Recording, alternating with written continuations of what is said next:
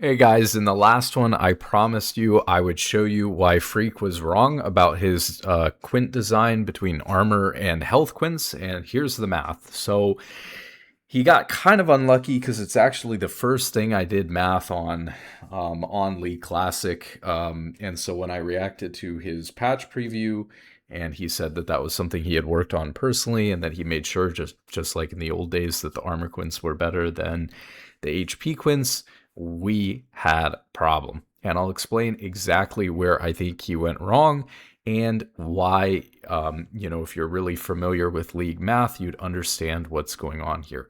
So, a lot of times we use a thing called gold value. If you've seen, there's like a gold value chart where you'll look at the amount that it costs to buy each point of health or each point of armor. And you'll use that as a baseline for determining this gold efficiency coefficient of like whether an item or a component seems to be giving you good value. The problem is that that's assuming that each point of, especially in the case of armor and HP, that each point you buy is really giving you the same amount of value. And that isn't true because you want to be building on an efficiency curve between HP and between armor. So if you buy too much health and way over index on health and don't get any armor, then that's not as good as buying a mix of the two. And if you way over index on armor, but you don't get any health, that's a problem. Same thing with a bunch of other stats. Like if you get too much AD and not enough attack speed, or too much attack speed and not enough AD, or too much AP and not enough ability haste, or too much ability haste and not enough AP, if your name is Azap. But listen, here's the way that this works, right? I think what Phreak did is, like a lot of people, you're going to look at 4.5 armor and 26 HP per quint, and you're going to intuitively think 26 HP is not a lot of HP compared to 4.5 armor. It feels like, intuitively, if you're a league player and you're kind of familiar with the items, 4.5 armor feels like great value compared to 26 HP. Why? Because if you're comparing kind of in your head this gold value thing of, well, I get, 100 and something HP from a ruby crystal. It's different in modern versus classic. But if I get 100 and something HP from ruby crystal and I get 15 armor from cloth armor, it feels like clearly, even without doing any math, in your head, you can see that, well, I can take 3 quints and I can get about the same armor as I get from a cloth armor with the quints of armor, but if I take the HP ones, I don't even come close to getting the HP I would get from a ruby crystal, so it seems like kind of bad, right?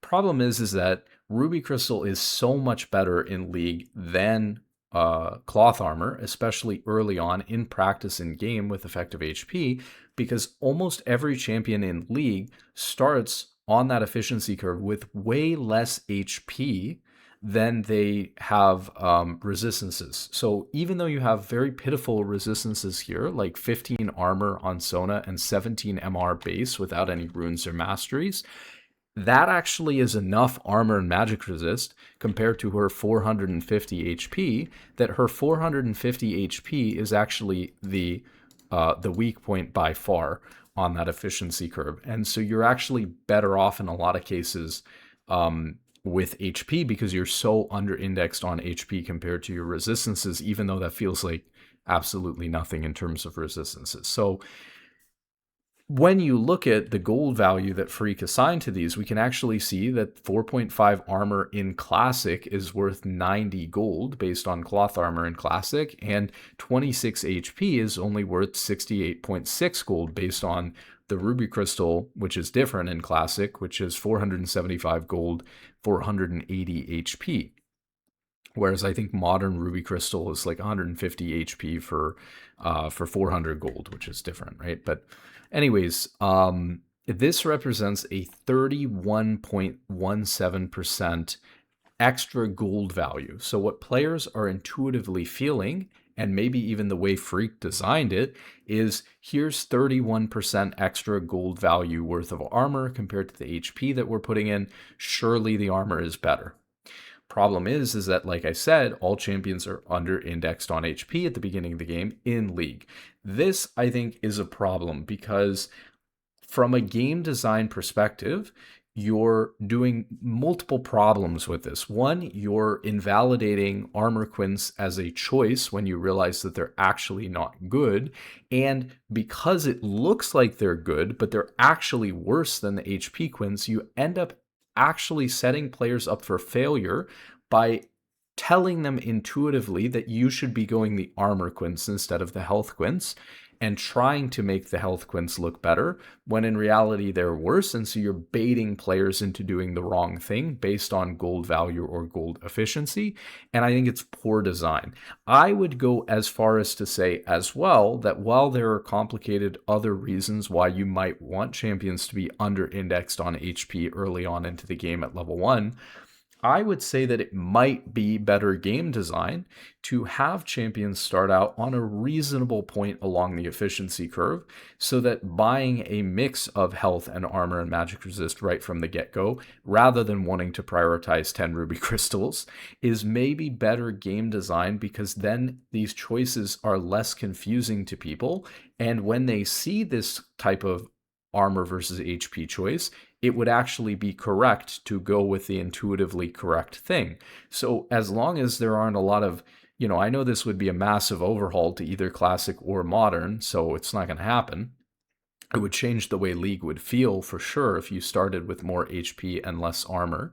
But I've said before, you could give people essentially the same effective HP, and so in theory it might look a little different on your HP bar, but it would feel the same. Or it should be, the same amount of damage. And you could just change these numbers around so that things are less confusing. And if it's confusing even people like phreak, who are obviously great game designers who've been working on the game for a long time, then maybe the system is scuffed, and maybe the way that the champions exist in the game with their fundamental base stats is even setting some of their best designers up for failure. So let's take a look at the actual math behind why 26 HP, even though it's worth 31% less gold, is actually better than the 4.5 armor quint, because I've done enough yapping. So here's Sona's effective HP, and we're taking a look at Sona, but I'll give you some extreme examples at the end to show why this is clearly the case on pretty much every champion. But we're taking a look at Sona. She starts with 450 HP base in Classic, 15 armor, and 17 MR. Per level, she gains 70 HP, she gains 4 armor, and in Classic, and this is an important distinction about Classic in general, she gains 0 MR per level, and champions in Classic and in older League did not gain MR per level, but in Modern League they do, which is, I think, kind of funny, because I actually carried this intuition with me for like 10 years, so when I started getting into these kind of fundamental math questions about League and the stats and stuff like that a couple of years ago, I was surprised to see that champions were gaining MR per level, and I could have sworn that they didn't, and this is why. It's because it's a holdover from 10 years ago. I guess I didn't catch the memo, or forgot to read that patch note, or whatever. Or it was some major preseason change with a million, changes, and I just didn't pay that much attention to it. Probably was, because it would have had to affect almost every champion in the game, basically. So here's Sona's effective HP with no runes. This one is a great way to run through how the math is going to work. Basically, we have a percentage damage reduction equation here, which is going to be listed at the bottom. Let me expand that out so you can see this here. And so we're going to have a percentage damage reduction against physical damage, and we're going to have a percentage damage reduction against magic damage. And the way that you calculate this in League is you take the amount of MR that you have, so in this case 17 base MR, and then you divide by your base amount of MR, or your amount of MR, plus 100, and then you multiply that by 100. Basically, you get this equation, and you find out what your percentage damage reduction is for each type, and then you plug it into the effective HP equation. And so you take the amount of HP that you have, and then you divide that by 1 minus the damage reduction percentage. And so what we end up with here is Sona at her base has 450 HP, but because of her armor and magic resist, she ends up with actually 522 effective HP, 517.5 effective HP versus physical damage, and 526.5 against magic damage. This all checks out because we can basically see that we take this 14.5 5% magic damage reduction, which we derive from the 17 magic resist that she has. We plug it in here. We know she has 450 starting HP, and so we get our numbers here. And then we're assuming 50-50 mixed damage, but we'll take a look again at extreme examples. Especially in bot lane, I think a lot of people would argue, oh, well, you're going to be taking more than 50% physical damage, but, bear with me for a little bit here until we get into the extreme examples, because this is really one-sided. So anyways, we just average these two together, the effective HP we have versus AD and the effective HP we have versus AP, and so versus a 50-50 mixed damage comp, we end up with a average of 522 effective HP. Now it gets a little bit more complicated when we start looking at throwing the Quints in there. So now what we're going to do is we're going to need to change our armor damage reduction percentage. And so we look at our 4.5 armor that we're getting, multiply that by 3 Quints. We get 13.5 extra armor that we're going to add on to our 15 base armor. Here. So we're just taking this equation, and now we have 28.5 armor instead of 15. Then we're going to plug this new damage percentage reduction into our effective HP equation for AD. MR is all staying the same because we didn't gain any MR, and our new average effective HP by picking up the armor Quints is 552. So we're getting like an extra 25 or so, a little bit more than that. Effective HP by picking up the armor Quints. Now, on the other hand, we're going to go back to our previous numbers here before, because we're going to just keep the same amount of base armor and magic resist, but we're going to add some HP, and we get 26 HP per Quint. So we're going to end up with, I think it's like 78 extra HP. And so we take 78 plus 450 health, and we plug that into this equation here. So we're going to plug in 528 HP instead of 450, but our damage percentages stay the same because we're not gaining any armor and MR. And so obviously our numbers change, they go up. You can see, interestingly enough, that at level 1, we actually gain more effective HP versus AD with the HP Quints than we do with the armor Quints, which is kind of nuts. And so obviously we end up with a much higher effective HP than we do with the armor Quints. So at level 1, we have, what is this, like 60 extra effective HP with the HP Quints than we do with the armor Quints. So then we can skip ahead to level 6. So why are we comparing different levels? In League, you start, as I said, under-indexed on HP compared to your resistances. But in general, you will gain more HP when you level up compared to armor, relatively speaking, in terms of the efficiency curve between HP and armor. That's a lot of fancy language, but really all that this means is that Riot gives you some more HP than, armor when you level up. And so this imbalance of being, let's say, 600 HP below where you should be for your starting armor and MR, instead of something terrible like that, if you level up a bunch of times, it'll actually only be like a 400 HP deficit. And so that's going to make armor Quints better as you level up, if it's true on these champions, in this case, that you're gaining enough HP per level compared to how much armor you're gaining per level. And we have to be careful because this is a totally different game. So an assumption like that needs to be tested because, of course, maybe you gain different amounts of armor per level in Classic or different amounts of HP per level than you do in the modern game. So we still want to test that. And we still need to find where the break-even point might be. So going to level 6 here, we're going to need to change now more factors than just our armor. So luckily MR stays the same because we're not gaining any MR per level, so that makes that one easy. For armor, we're going to gain 4 armor per level, like we said in the beginning on Sona, but we're only leveling up 5 times. So we take 5 times 4 is 20. So we get 20 armor from leveling up.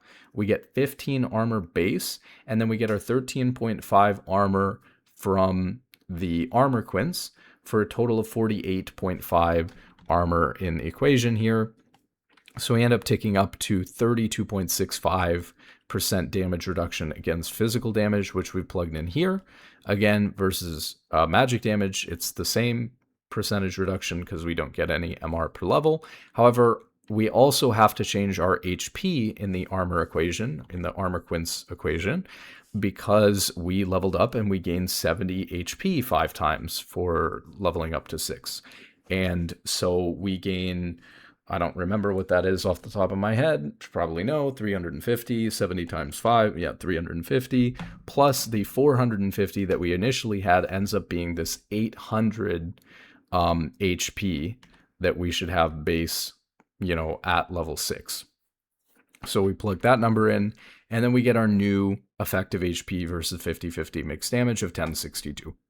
Okay, so we go over here and we do the same thing for the HP quints, but we have to take away the 13.5 armor that we're getting from our quints. So we drop from 48.5 down to 35.5, or 35 flat, not 35.5. So we have 35 here, which drops our damage reduction against physical damage from 32.65 down to about 26. So we plug that in here. Again, the MR is staying the same.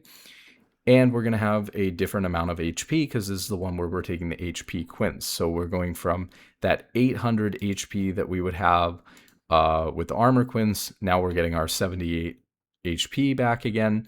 And so we end up with 1106 effective HP. So you can see that even at level 6, we are still pulling ahead by quite a lot. So 1106 minus 1062 is 44 more effective HP still at level 6.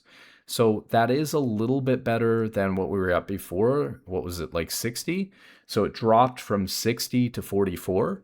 So leveling 6 times, or I guess 5 times, or whatever you want to call it, leveling to 6, it did help bring that down from 60 to 44.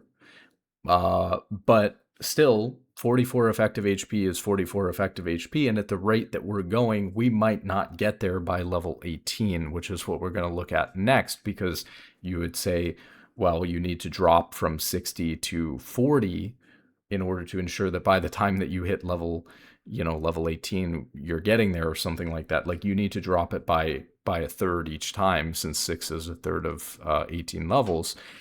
So the gap here is not closing fast enough. And to be honest, even if the gap were to close here somewhere around like 7 or 8 or 9, that's kind of late into the game on support. So in my opinion, and the reason why I chose 6 as a starting point here, is because if the break-even point wasn't until like level 7, the armor quints become better, I'd probably choose the HP quints anyways, even if the armor quints became better at level 7, because I want the early game power. It's more valuable in League because you snowball, because of time value of gold and stuff like that. Your gold being worth more earlier into the game because of the snowball-y nature of the game and the way that stats work and stuff. So really, the break-even point, in my opinion, on support, solo laners, it can come a little bit later because you're definitely going to level up a little bit faster. But really, the break-even point has to come for support, I think, at level 6 or earlier. And for a solo laner, probably at like level 7 or level 8 or earlier. Otherwise, it's just not worth running compared to the HP quints. So what we're seeing here, and again, now we'll get into the extreme examples like level 18, like 75% physical damage and only 25% magic damage. So we'll take a look at those extreme examples. But you can already tell from this, hopefully, if you understand the math, that HP quints blow armor quints out of the water despite being 31% less gold efficient. And that's because gold efficiency doesn't matter for runes. You're not spending any gold on them, first off. And secondly, champions are super under indexed on HP. So even if somehow you were offered a deal on your first cloth armor, you could be offered a 31% discount on your first cloth armor, and it would not make it better than buying ruby crystal first, because ruby crystal is like 6 times better or something like that on most champions. Something absurd. Like, maybe 6 times is wrong, I forget, but Ruby Crystal is like absurdly better than Cloth Armor, and so in terms of the amount of effective HP that you gain, and so offering a 30% discount on Cloth Armor does not make your decision of first back Cloth Armor versus Ruby Crystal, doesn't make it favor Cloth Armor just because you get a slight discount on it. That's basically what we're looking at here. So now let's look at some extreme examples. So let's look at Sona at level 18, and I think we understand the math at this point. If people really want to, double check, they can double check, but this is just so one-sided anyways. At level 18, you actually still end up with 7 more effective HP, or I guess 6.3 more effective HP. Oh, this is, oops. I have mislabeled here. This should say HP Quints. I just copied over the titles here. And this should say HP Quints. But, I double-checked the math, so don't worry about it. Okay, so here we have the, level 18 situation. You're still 6.3 more effective HP all the way at level 18, on Sona. So you don't even get to a break-even point in the game. So it's not even close. Like, there's not a question of like, oh yeah, but if you're playing for scaling at level 10, which is just bad, because it's so late for support. But even if you tried to make that argument, there is no break point. And then we can take a look at level 6, but now we're assuming 75%. So that changes the math a little bit. So I'll just show how we've done this, because this is a little bit different. So rather than adding these two together and then dividing to get, this average 50-50, what we're doing here is we're weighting. And so we're weighting 75%, times our effective HP versus AD, and 25% of our HP bar is going to be applied versus magic damage, or based on our effective HP versus AP. And so, that's getting the 25% weight basically. And so we have the same situation here at level 6 on Sona. The only difference is that we've changed this from a sum and an average to, this weighted average of if 75% of our effective HP is based on our effective HP versus AD, and 25% is based on our effective HP versus AP. And so when we do that, we can see that, at level 6, we still have an extra 20 effective HP by going the HP Quints instead of the armor Quints, even if we're in a lane where we're 75% physical damage versus a team that's 75% physical damage. Now, obviously, if you were in a lane that was literally 100% physical damage, like if they picked a full 80 carry with not a single ability that did any magic damage, and their jungler's AD, and their whole team's basically AD, and their support is also AD, sure, there's probably a world where you could see the armor Quints maybe being viable if you were versus just a completely 5 AD enemy team or something like that. Even with 75-25 split, of course, there is going to come a point here where you would eventually scale into the armor Quints before level 18 being worth it, but they become worth it so late that unless you're basically versus 100% AD, you probably shouldn't. And again, here's the benefit that you get even if you're versus what you consider to be 100% AD enemy team. The benefit, like we talked about here, is a difference of, we can see that our effective HP versus AD with the armor at level 6 on Sona is 1188, and it's 1185. So we only gain 2.7 extra effective HP, 2.7 HP, versus, this would be 100% AD if we're just tunneling on these two numbers here, right? The 1188 versus 1185. So you're getting 2.7 extra effective HP by taking the armor quints at level 6 if you're versus 100% physical damage. So if they have even 5% magic damage or 10% magic damage, if they're a bot lane with even just one ability, you're probably still better off with the HP quints. Even if they have 4 AD on the enemy team and they have 1 AP mid or something like that, you're probably still better off with the HP quints. So there are very few scenarios where I see the HP quints being worth it.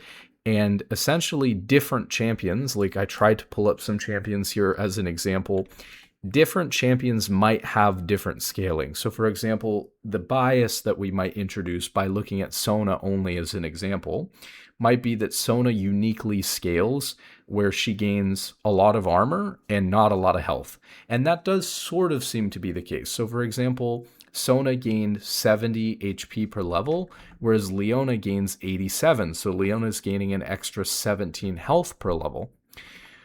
Well, you might say, okay, well, Leona's a tank. Of course, she's gaining extra HP per level. But Sona gains 4 armor per level, and Leona only gains 3.1.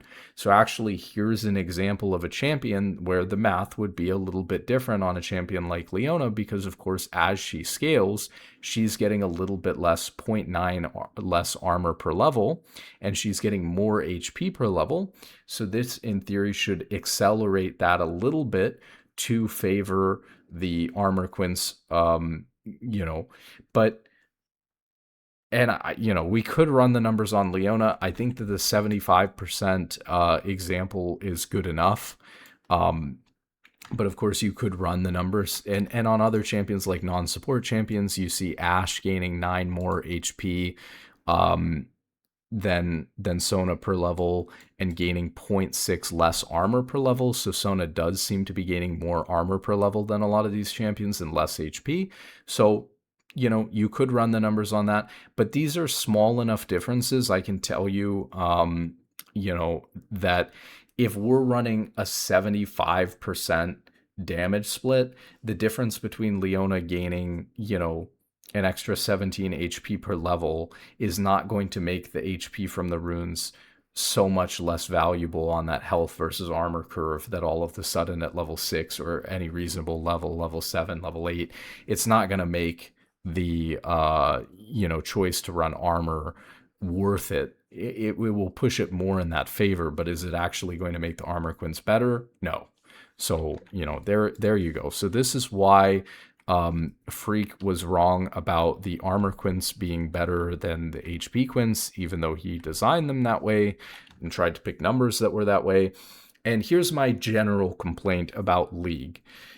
When you have people designing the game, even some of the most experienced people, and look, I've made tons of math mistakes, before I made that bad assumption in the ASAP video about Vel'Koz's passive cooldown reductions, situation, which was corrected. And look, my underlying math, once we took that error into account, still the concept was correct that on mages you should be buying ability power early and you should be buying ability haste later. That's where the value lies if you're playing a mage champion, which makes a lot of intuitive sense because if you think about it, your base damage goes up and up and up, and ability haste is effectively increasing your base damage output by quite a lot, and your AP ratio stays the same, and so your AP value, the value you get from AP on your abilities is always going to be higher early, and the value you get from ability haste is always going to be higher later when you have more points into abilities. So if you're trying to maximize your DPS on a mage, you're probably going to want to build ability power early, and then you're going to want to build ability haste. So for example, you might do something like a Lost Chapter AP item first, since that's just such a key component, and then you'll go something like Rabadon second, which confuses people because people would think that Rabadons would be this late game item that you build after you already have a ton of AP, but actually its spike is very valuable and an insanely good passive, and so you actually want it kind of early, and you benefit more on your damage from having AP early than you do from having ability haste or something else. And so unless you synergize really well with something else, or unless, of course, you could go like tank stats, which are probably even better, then you might want to do Rabadon second. And of course, you want to pick up Dark Seal, since Dark Seal is gold efficient, even if you don't have any stacks on it. And then if you do get a bunch of stacks on it, you get a bunch of free AP, and then you can multiply that with Rabadons, and then you build your ability haste items third and fourth, or you slot in your magic pen item, your void staff, or your crypt bloom, or whatever, crypt bloom, whenever you need to slot that in, like, I don't know, third, fourth, whatever. And again, like, that's the role. Mid lane and AP items are like the role where I know the least about itemization. So, that's what's going on. My point here for my complaint about Riot is just that if some of the best designers don't have a good enough grasp, and mistakes happen, and it's not even a big deal, it's not even live yet, and honestly, I don't think it even is a mistake. Well, okay, it's kind of a mistake because he told us his thought process, and that he wanted the armor ones to be better, and they're clearly not. But it doesn't matter. I mean, if one was just meant to be better than the other one, so what if it's HP? And so what if bad players who don't understand the math, and so what if I get an edge because I actually know what's going on, or the people who subscribe to me get an edge because they actually know what's going on because they listen to some autistic guy rant about the math. It's like, my problem is that this is a micro example of why items in League aren't a balanced 50-50 trade-off. If you had someone, doesn't have to be me, because again, I'm not moving to California, I'll say it every video. If you had someone who was creative with the math and who understands the base fundamental math of the game intuitively like I do, or like some other people do, you would have someone at Riot who's able to, or and I'm sure they have a couple of these people, but you need more of them, because the issue is that when you design items and runes in League, there should be a pretty 50-50 split if you can accomplish it for most champions. Obviously, certain champions are just really going to index into something because they synergize so well with it. But to the extent that you can, the reason why itemization feels boring and broken in League is because they don't do this math and say, okay, HP Quints are just better all the way through level 18, or like even into 75% physical damage at level 6. So we need to change the math around so that the break-even point comes more at like around that level 6 point or whatever, that a player would feel like it's actually a 50-50 choice, and now they don't know which one is better, or they have to decide situationally, if I'm versus that team that has 4 AD champions, I want the armor Quints, and if I'm versus a more 50-50 team, then I have to go the HP Quints. That adds a ton of nuance and depth to the game, rather than a one-time solvable problem that a player like me will solve, and then other people will copy, or it'll show up in the win rate data, and then people will copy that on a stat website or something like that. And I get that that's not going to exist for Classic, which is great. But the problem is that in general, even in Modern League, the designers don't intuitively understand the math behind the game well enough, or creative math well enough, to understand how to balance items so that players who understand this at a high level, or people who follow their advice or follow the win rate data, actually have nuanced 50-50 decisions between items. And when someone like phreak also says in the video, it's difficult to create nuanced item choices, I agree, and there's a lot that gets in the way of that. But not being able to do the math behind why the things in the game work the way that they work, if that's getting in your way, not the fact that, well, there's 3 champions that synergize so well with HP, they're going to go it no matter what. And so how do we, we want it to be, we want like Lockett and Zeke's to be balanced on Braum and a 50-50 choice for Braum, but if they're a 50-50 choice for Braum, then people who really utilize Zeeks well, like Rakan or like Rel, suddenly run away with the item because it's much better on them. And so it's impossible to make Zeeks and lock it 50-50 for a champion like Braum without completely redesigning the item, because otherwise it'll just be too broken on Rel or on Rakan or something like that. I get those problems, right? That is an issue. But if that's what we're getting stuck on, understandable.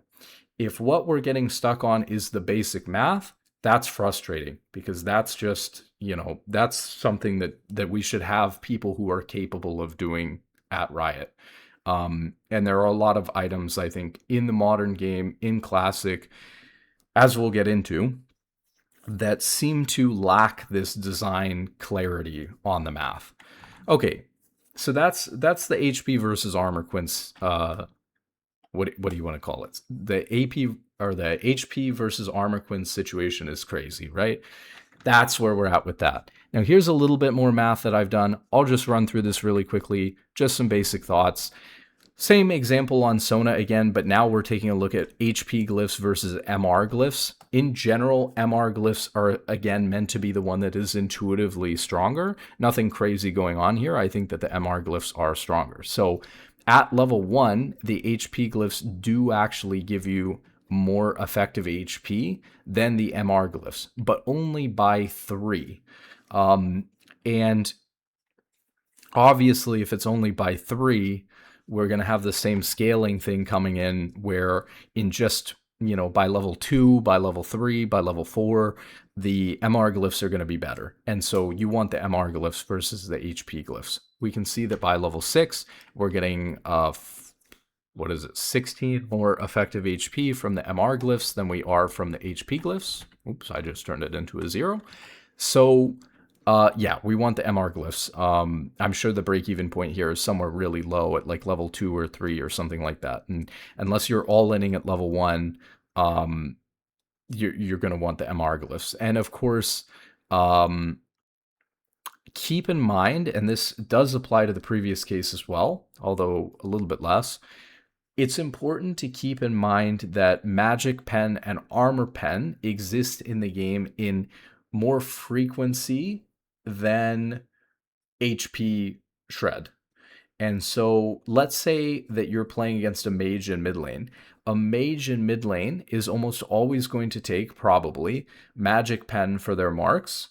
And if they're taking Magic Pen for their marks and they're getting Magic Pen in their runes, I think you get something like, if we look at them, or in the masteries, let me take a look real quick here at the masteries that you get on like offense. I'm pretty sure you get 8% magic penetration here, and then you get some flat magic penetration too, right? I actually don't see any flat magic pen. Ability power, percentage magic pen, ability power, the basic attack one, ability power. Yeah, so you don't get flat magic pen from your masteries, I think. These should be AD. You can get flat lethality though, which is a big difference there. But anyways, the point being, if you're against 8% magic pen in the masteries, and you're against like something like 9 magic pen, or I think it's even higher. I think it's like 11.5 magic pen or something like that in the runes. I think I have this in one of the rune pages here. Oh, no, it is 1 per. So you get 9 magic pen here in your marks. If this is the type of thing that someone's running, that's going to make a difference and favor MR or armor maybe a little bit more. Because imagine if you're running versus someone who has 9 M pen, all of the sudden that magic resist becomes even more important. But we've already agreed on keeping the magic resist glyphs as kind of the best tank option there. So that's not really a question, right? That we already have that. So if somebody's running Magic Pen, for example, on support, or they're running Magic Pen on mid lane, we already want the MR glyphs. So we're already doing what we can there. There's kind of a weird argument, actually, where if they end up getting enough magic penetration, having MR Glyphs doesn't do anything for you anymore. Because if they get, let's say you only have 30 magic resist, even with your magic resist glyphs, but they have, 35 magic pen or 40 magic pen or something like that, all of a sudden you're at 0 regardless. And so you could actually have 10 less magic resist and have something else there like that gives you some value. And you'd actually be better off, which is very weird. But for them to get to 40 magic pen or whatever, anyways, they probably have to get, sword pen boots, and so they're going to be somewhat into their build by that point, anyways. And so if they're that would mean that for the first 6 levels or something like that, you probably are better off with the magic resist glyphs. So there is a lot of nuance there for sure. But we already like the magic resist glyphs. So we keep the magic resist glyphs. We understand that we probably want the health quints unless we're going to replace them with something entirely different that's more like comparing apples to oranges, like, for example, these movement speed quints in this page here. And then the question is, so what's going on with like seals? What's going on with marks? So let's kind of answer those questions, the best I can for support. So that's MR.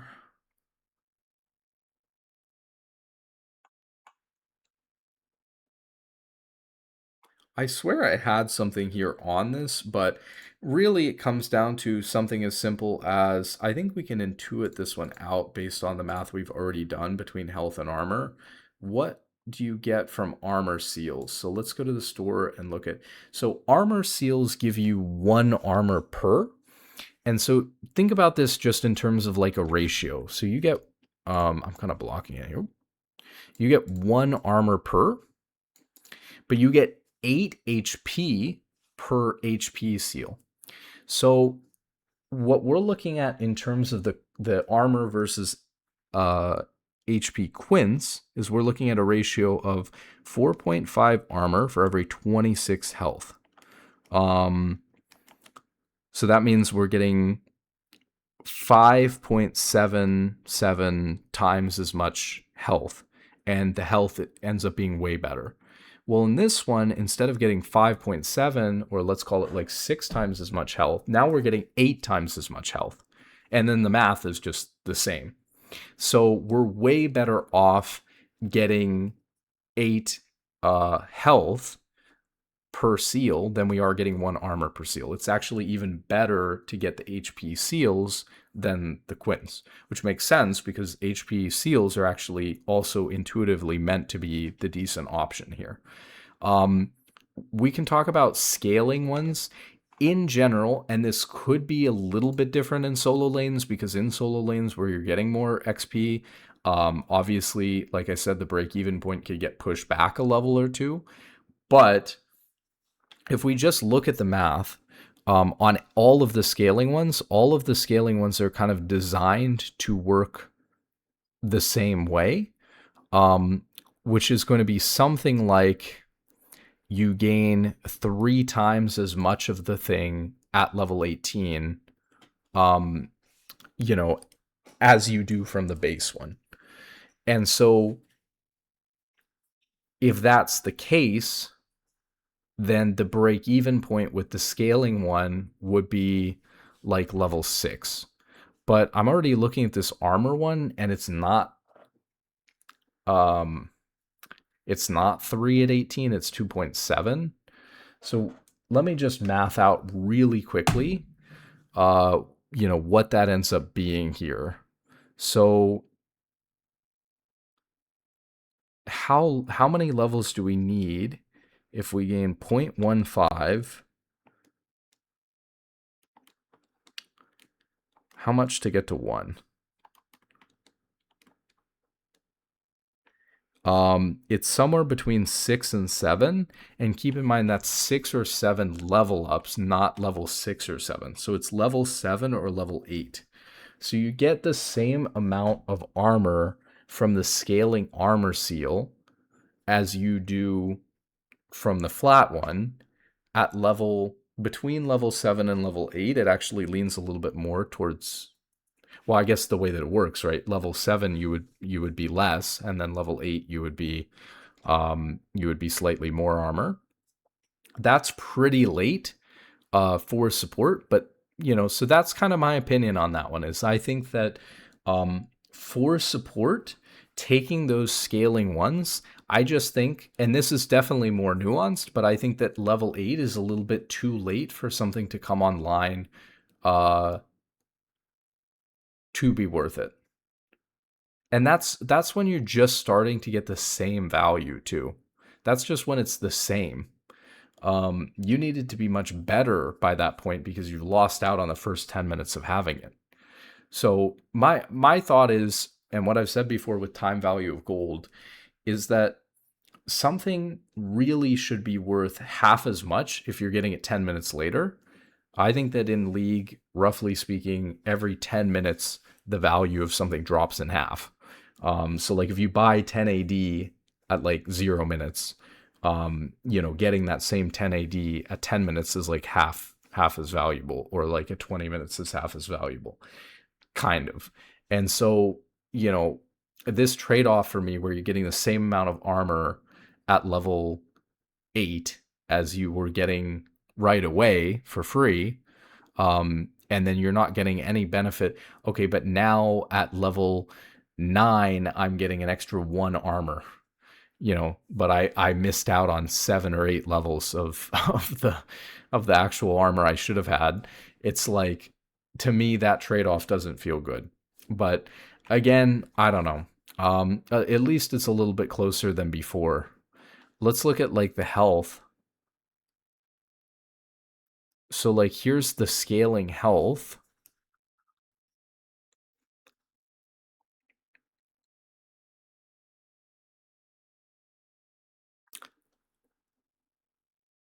Let me think about that.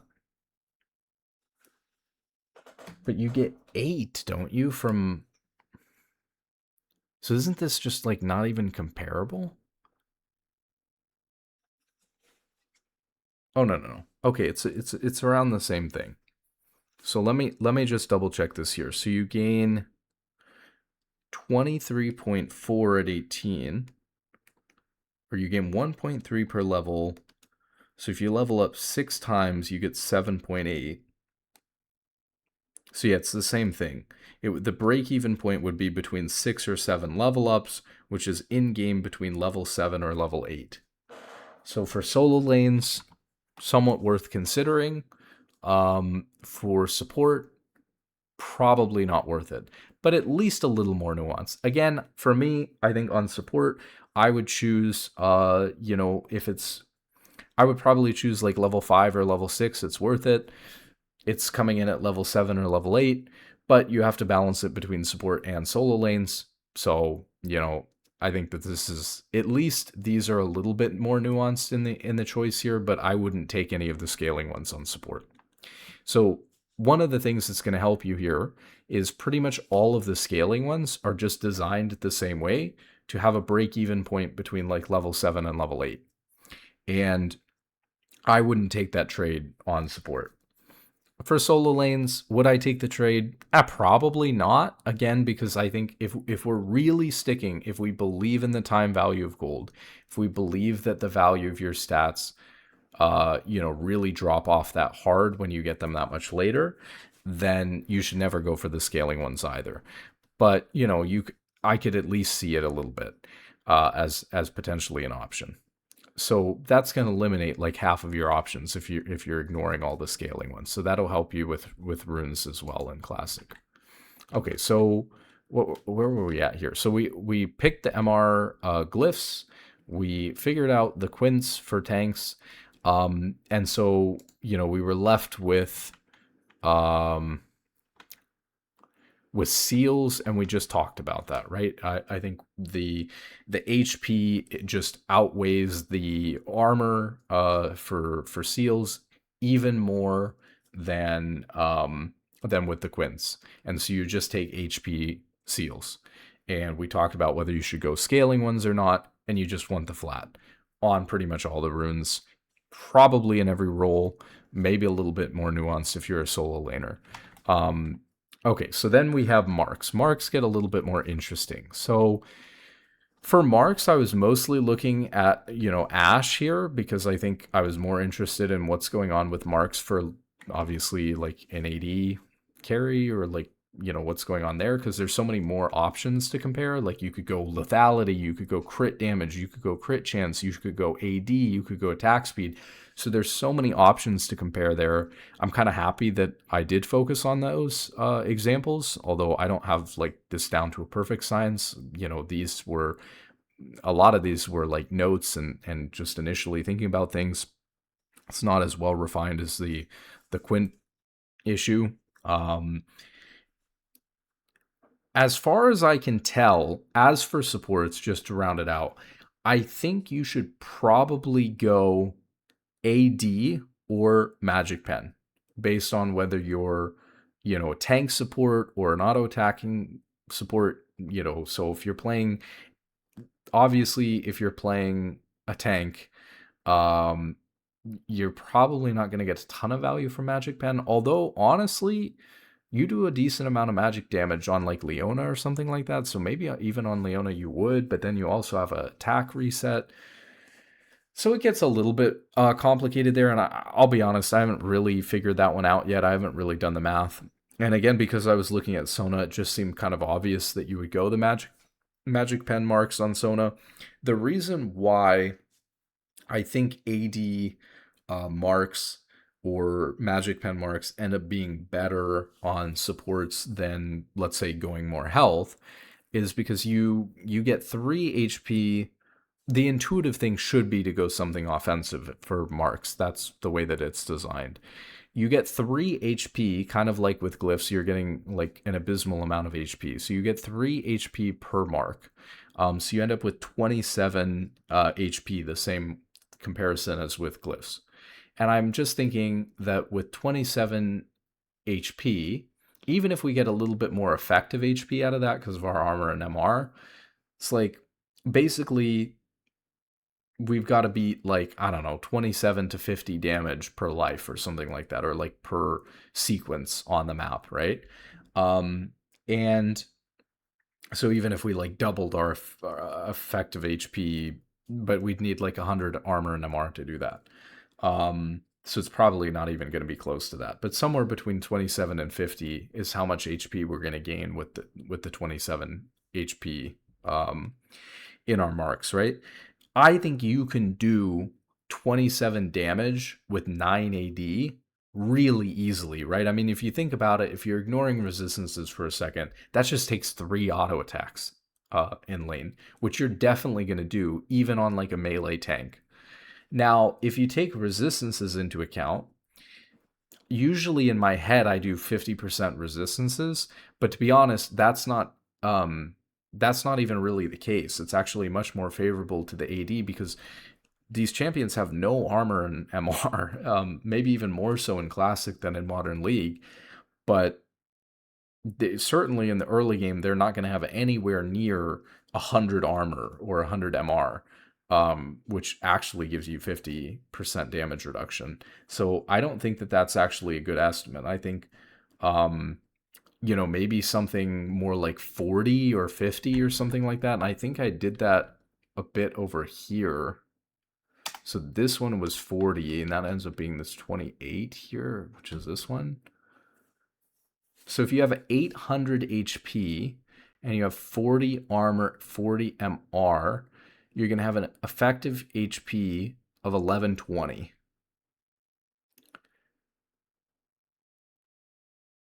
I guess the point of this is that, like, okay, so their damage percentage reduction is 28%. So if they're only reducing around 25%, it's like 3/4 of your damage is getting through. So again, if they had no damage reduction, you get there with 9 AD and 3 auto attacks to match roughly the 27 HP that you're going to have by taking the HP marks.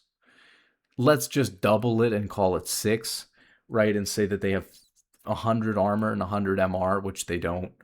Um, and then you'd still get to 27 and 6 auto attacks. So it just feels obvious to me that with 9 AD, even on like a tank support or something like that, but even on a range support, you're probably going to auto 6 times in lane each sequence before you die. And so you're probably going to deal more damage than you're going to gain yourself in effective HP. Again, the math gets a little bit more nuanced because you might have um, if you have a bunch of armor and MR, then maybe you need to do more like 50 damage. And if they have 100 armor and MR, then you might have to do like 12 auto attacks or something like that. But that's crazy to assume that you would have 100 armor and MR and they would have 100 armor and MR, especially when we're talking about like early sequences early on, level 1, level 2, level 3, level 4, level 5, level 6, which is when runes are most impactful in the game anyways, because as we've talked about, League is a snowbally game and time value of gold and all that. So it just seems like even if you needed to do an absurd 12 autos or something, you're probably going to get 12 autos in a sequence onto the enemy champions. And so you're probably getting way more value, even on a tank, from AD marks than you would from getting more HP in your marks there. And if you're, again, there's this question for support then between, well, do I want AD or do I want Magic Pen? That is kind of difficult to, well, I mean, we could do the math, but right now I don't have the math done on that, so I'm not going to just guess. But like I said, as far as what I'm actually running, I've guessed that Magic Pen is probably better on a champion like Sona. I suppose you'd need to take a look, and I've guessed that AD is better on a champion like Taric. But really, that could go either way. And for example, I was going the AD on Leona, but now that I'm thinking about it, you have magic damage on like 3 abilities. Sona doesn't even have magic damage on 3 abilities.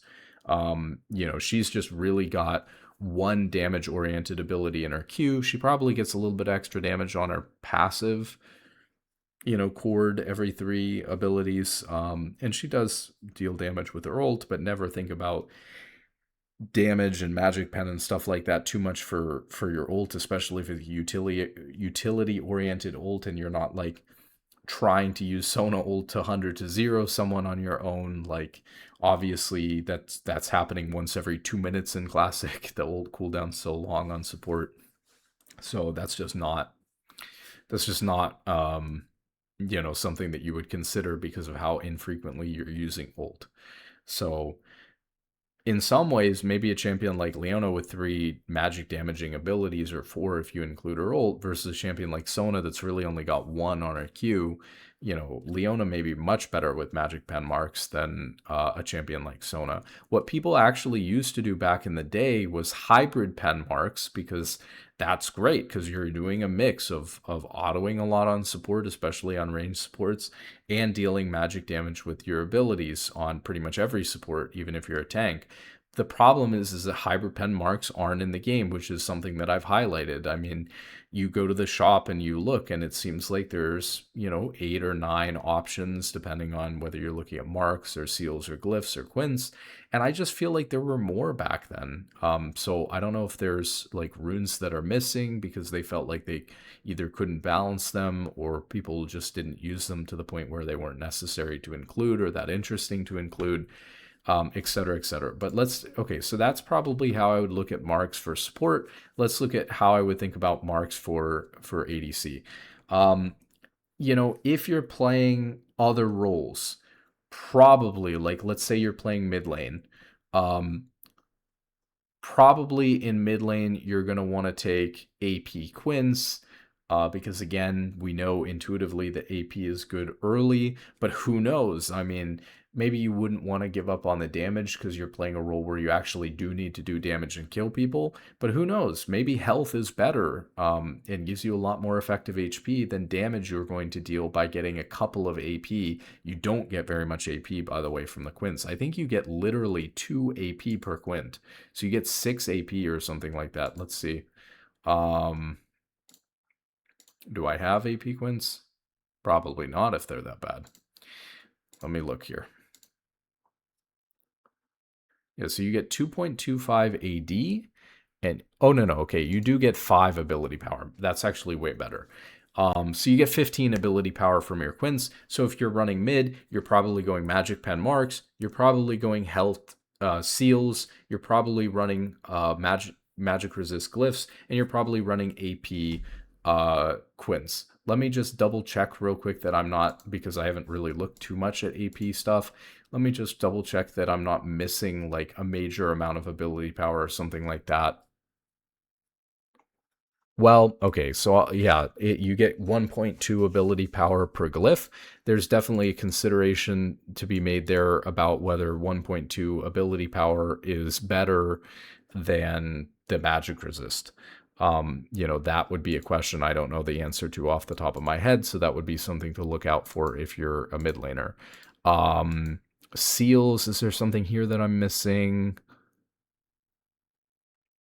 Don't think so. I mean, I suppose again you could look at like magic resist seals versus no, but this is just worse than the armor, and the health outweighs the armor by a ton. So you're probably way better off with the health seals again.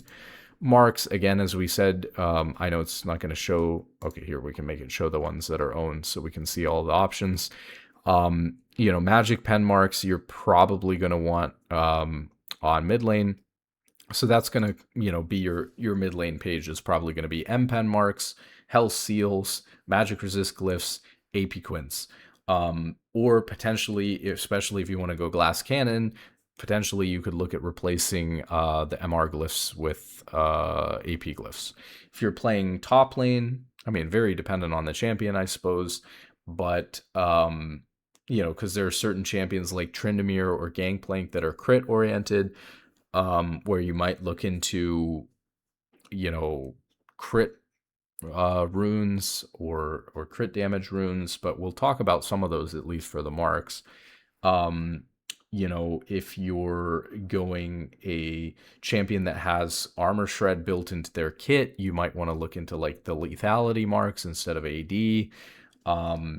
But if you were building kind of standard AD page, well, I guess that'll be similar to what you would go on an AD carry. So we'll talk about that now because I've done the math at least a little bit on the marks for AD carry. For Quints for AD carry, again, you only get that 2.25 attack damage or something per Quint, whereas you can get 1.5% lifesteal instead.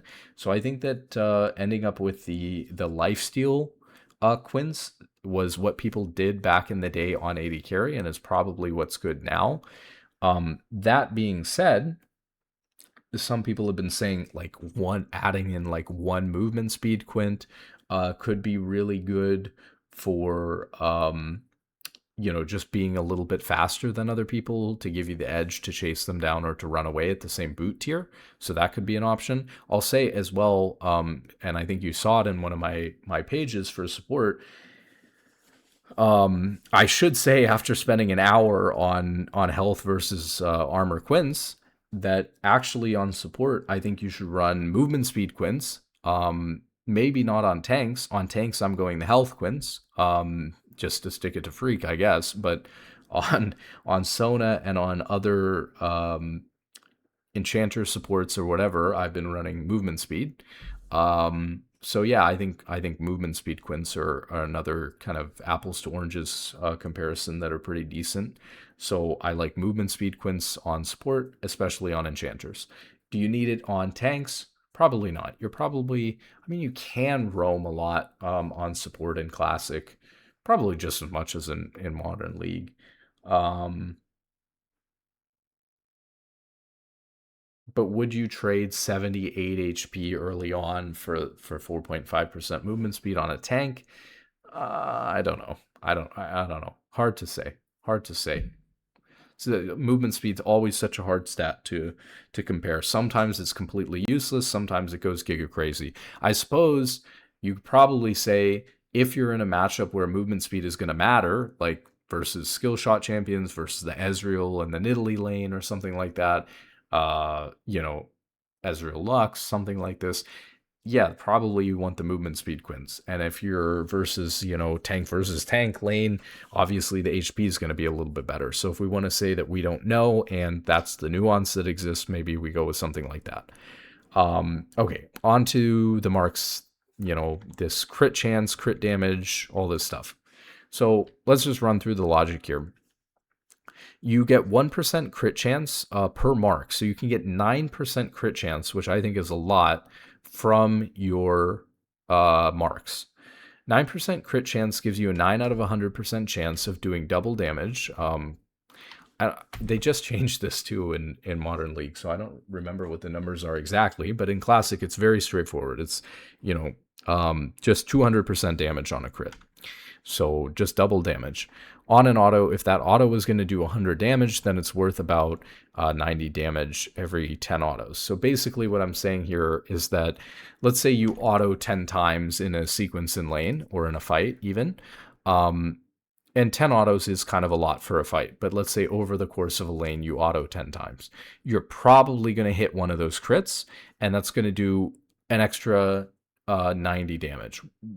This is a little bit confusing the way that I've phrased it here because I said, on 100 damage, and if you crit on that on 100 damage, it would be, it would be much higher. It would be 100, not 90, but because this is 9 out of 10 instead of 10 out of, or 9 out of 100 instead of 10 out of 100, the math works out to be 90.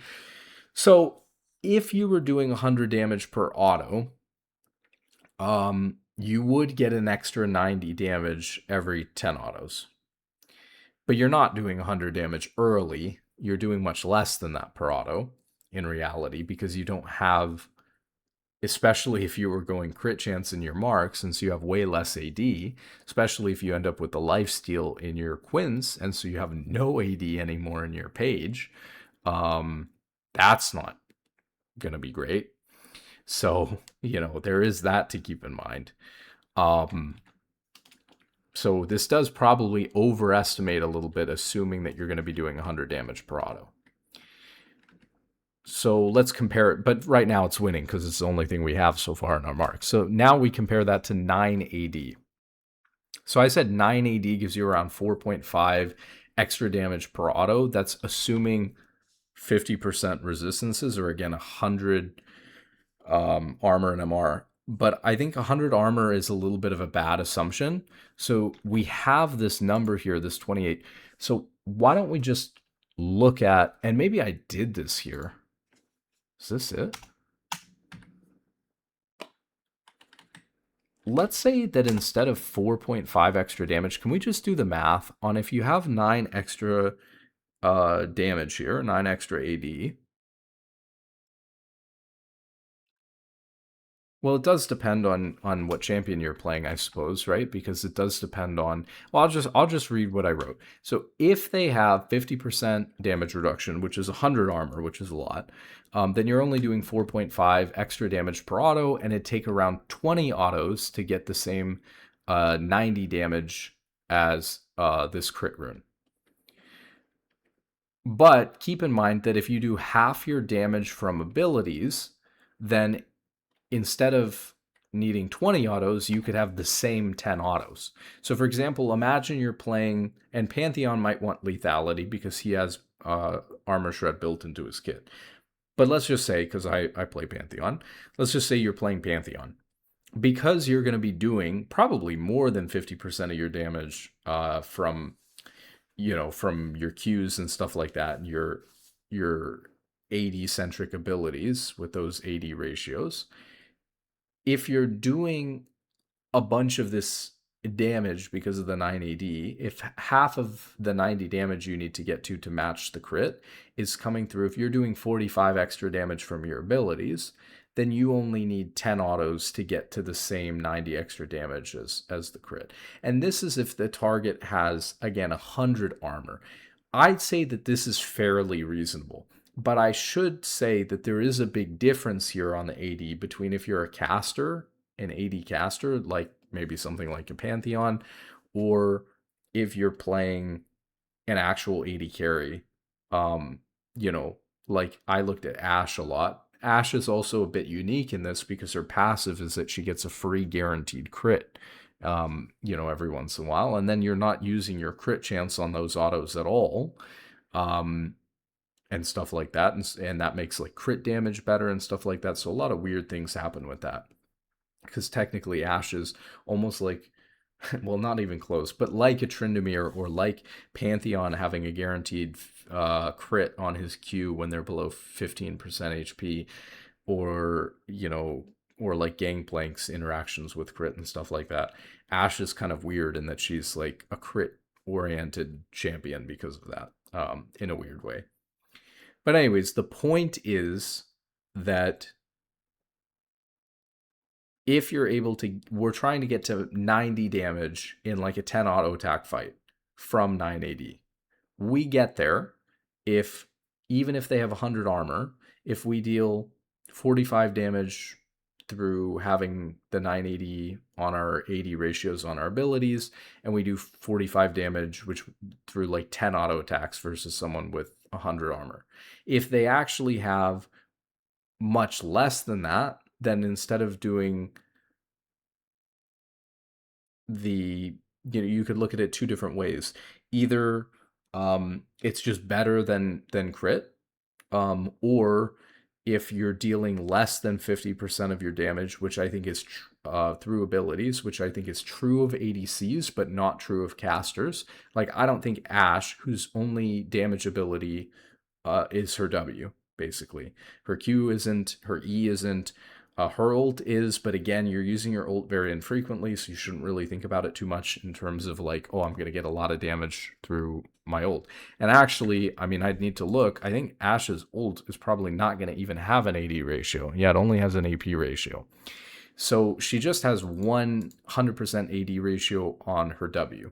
So she's going to do 9 extra damage every W, and that's before resistances. So Ashe is going to get nowhere near 50% of her damage through her abilities, but 9 AD could still be good if it means that, instead of having to get, let's see, so if they have 50 armor instead of 100, and so they're more like whatever, I mean, 25% isn't exactly right, but if they have, a closer to 25% physical damage reduction, you're going to get there and it'll basically be the same as the crit chance. So I think AD on a caster is going to be good because you're going to do 50% or more of your damage through your abilities from having that 9 extra AD on your AD ratios. And if you're playing an ADC, they don't really have 100 armor, and so especially in the early game where it matters, you're probably going to get there in like less than 10 autos, and so it's going to be better than the crit. I suppose you could argue, though, that one of the nice things about the crit is that rather than having to do 10 autos or something like that to consistently get that amount of damage, with the crit, some games you'll just get unlucky and not get that crit, and you can maybe give up on the fight even and play around it. And in some situations, you will just get the entire extra 90 damage that it would have taken you 10 to 15 autos to get with the 9 AD marks. You'll just suddenly get 90 extra damage right away, and it's not even that low of a chance because it's going to happen 1 in 10 times you're fighting someone. You're 1 in 10 autos basically, and all of the sudden you're going to get that crit, and then you're going to be able to trade and play off of that. And so there is something to be said for the fact that if you can play around that RNG, maybe the RNG being damage that comes right in one chunk right away unexpectedly to the enemy could provide some value there that makes up for that. But I would say, definitely a mixed bag here between these two. Definitely more of a nuanced choice, especially than we saw with like the health versus the armor Quints, for example. But I would probably run with AD. Keep in mind too that like as far as CSing goes, which shouldn't be a big deal anyways. Hopefully we're CSing fine anyways, not me because I'm a support main. But crits are going to mess up your last hitting patterns. You'll randomly hit that crit and actually end up missing a minion and stuff because of your pattern being messed up, and how much damage you're expecting to deal being messed up. Whereas with 9 AD, you're consistently making it easier to last hit under tower, easier to last hit in general, and so you're going to generate, even if you're a good player, the reality is that taking 9 AD in your marks is going to generate a little bit more gold than the crit chance. That's just the way that it is as well. Okay, so I said, what did I say here? On a target with 40 armor, 11 point, this is a slash, but this should be 11.25 lethality. So now we're talking about lethality marks. So you get 11.25 lethality from all of your lethality marks, equals a 6.24% damage increase. That's the difference here. From physical, you would have to deal 1,442 damage to gain the same 90 damage as crit or AD does in around 10 autos. So not only would you have to do the 1,442 damage, but you'd have to do that damage in like the equivalent of a 10 auto fight or sequence. And that is just like absurdly impossible. So unless you have so much armor pen baked into your kit that this somehow changes the math drastically, I think lethality marks just suck, is what I'll say on that, right? Also, I want people to keep in mind that, like, is it even true that you benefit if you have more lethality or armor pen baked into your kit?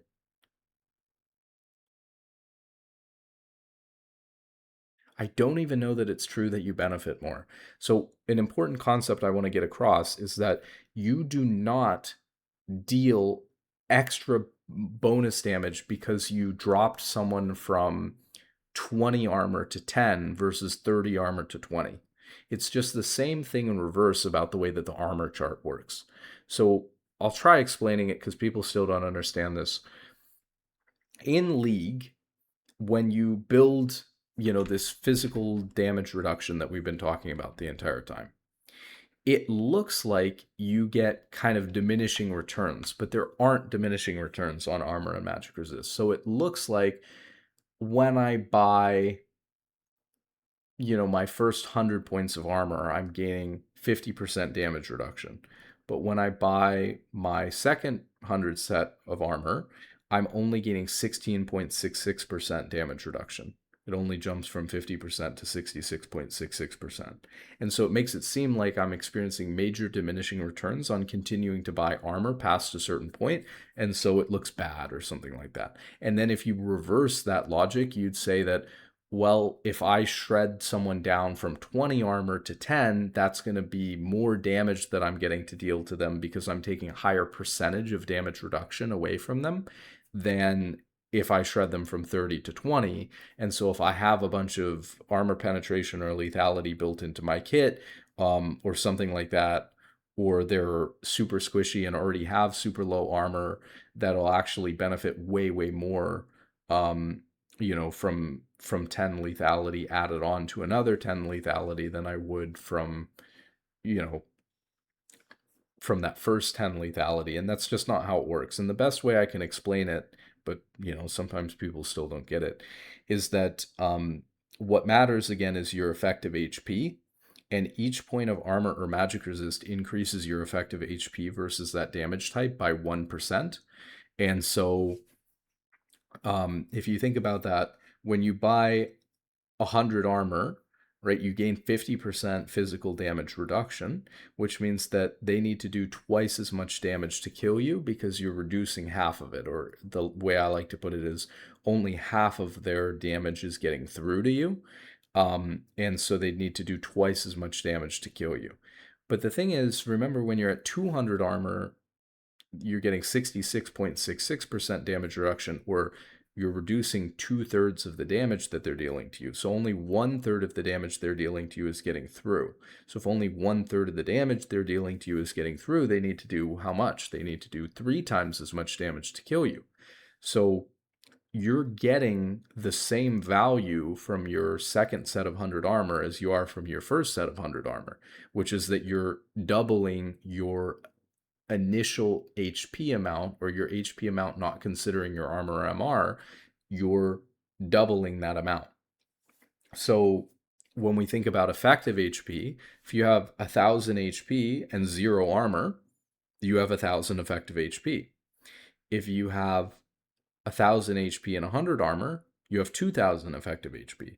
If you have 1,000 HP and 200 armor, you have 3,000 effective HP. So you're gaining the same 1,000 effective HP for the same cost for buying 100 to 200 armor as you are from buying 0 to 100 armor. So there is no extra benefit from buying, more or less armor or something like that. And that means there's no extra benefit from, shredding.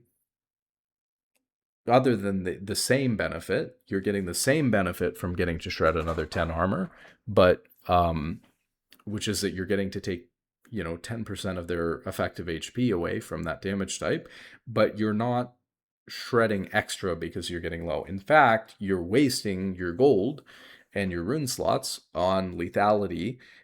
If you end up getting so much lethality that they go to 0, then you're actually not getting any benefit from some of your stats, whereas if it was in something else, you actually would. So, again, I think we talked about that with Magic Pen versus MR Glyphs. Weird situations you get into there where actually you're wasting your lethality. But so anyways, we can see that lethality just sounds like it's kind of bad for marks. And then let's see here. Here's for attack speed. Attack speed is going to be very dependent on the champion because you're getting this percentage of attack speed. And what we actually care about, as I put here, is the amount of attacks per second, because the amount of attacks per second is going to be different for every champion based on their attack speed ratio. And so if you didn't know, every champion in League has a different attack speed ratio, which may or may not be the same as their base attack speed. For Ashe, it's the same as her base attack speed, but it's not always. And so when you buy a dagger in game, or when you buy or take in your runes or masteries, when you take attack speed in your runes and masteries and get 4%, attack speed in your masteries in Classic, or you get here you get some certain amount of percentage attack speed in your marks. It's going to be different on every single champion. And so maybe on the champion that has the highest attack speed ratio, it has some value. And on the champion that has the lowest attack speed ratio, it's absolutely terrible. But here's a pretty standard ADC in Ashe. Her attack speed ratio is the same as her base attack speed. And so what you actually gain when you buy attack speed is, let's say that I gain, well, here's a good example we want to know. Ashe gains 4% attack speed per level. But what does that mean? Well, she has an attack speed ratio of 0.658. So we multiply the 4% times her attack speed ratio, and we end up with 0.02 attacks per second is what she's actually gaining. I guess 0.026 is the amount of attacks she's actually gaining per second because of her level up, which is pretty pitiful. And we can also look at then, on Ashe, what are you getting from marks? And so this must be that we're gaining 15.3% attack speed from marks or something like that. Let me double check that real quick, because that seems like a weird number. Where are the attack speed marks here? Oh yeah, 1.7, so that probably does come out to some weird number.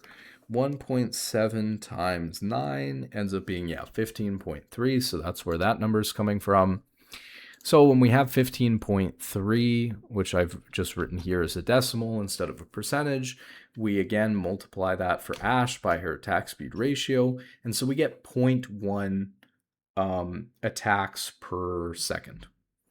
So another way to think about that is that with 90 AD, this would be 9 DPS. And so over 10 seconds, you deal that same extra 90 damage. And since 10 seconds is about 10 autos or something like that, it's just an example to kind of see if it's comparable to the other ones. Um, so yeah, basically I would say that from these attack speed marks, if you had 90 AD, you would you would deal about as much damage as the crit chance one. The problem here is that they're nuanced enough that it really comes down to our method of estimation. Like, for example, the main things that all of these hinge on is that if we're still keeping crit chance, AD, and attack speed in the running, we have to consider that for crit chance, we assumed that we'd do 100 damage with an auto attack, but we won't because we're not going to have 100 damage on an auto attack, especially early. Um, on AD, we actually assumed pretty negatively against AD because we assumed that they were going to have 100 armor, even though they're not. And on attack speed, we assumed that we're going to have 90 AD. So, assuming that we're going to have like 100 AD, and the crit one's really egregious because not only are you going to need 100 AD, you probably need 200 AD to do 100 damage if we assume the same 100 armor situation. So the assumptions that we've made here, the underlying assumptions are really heavily biased against just the straight up AD marks. And so I would give the win to the AD marks so far based on that. But, again, it can depend on the champion. It should be obvious that if it's somewhat close between crit chance and attack speed and AD, that you're probably going to run AD on most champions, especially if you're playing a champion that has a lot of AD ratios in their kit, which is going to skew it to be better as well. And we're probably going to want to run attack speed on champions with high attack speed ratios, and maybe crit on champions that really benefit a lot from crit or build their playstyle around crit anyways. Like maybe again, could be like Gangplank, Tryndamere, things like that. Maybe. I don't know a ton about specifically how those champions work, though. Maybe if you gain too much crit with Tryndamere or something, you actually don't want that. Because maybe you want a better balance of AD in order to, be in a good spot when you do actually crit already based on your passive. You want to have a certain amount of AD or something anyways. Okay, so then there's crit damage. 18% crit damage. If you crit on 100, you would only gain an extra 18 damage, which is pretty bad. Basically, 18% crit damage is really cool as a concept. It's a very, very scaling oriented choice. If you think about Infinity Edge, and we can take a look at what it is in Classic, but I'm pretty sure Infinity Edge gives you a 35% extra crit damage, or at least that's the way that it is in Modern League. So let's see. Oh, wow. So this gives 50%. I wonder if it's that way in Modern League now too. I think they buffed it somewhat recently as well. So it gives 50% increased crit damage, basically. You go from crits dealing 200% to dealing 250%. Well, that doesn't help the case for the marks. I was going to say that it's like half of an Infinity Edge passive built into your marks, which is really cool. The only problem is that in order for it to deal 90 damage, you'd have to have a ton of AD and a ton of crit already. And you don't have those things already. You have to build them. But when you build them, like if you're 2 or 3 items in on ADC, all of the sudden that 18% crit damage would be probably way more than any of the other ones.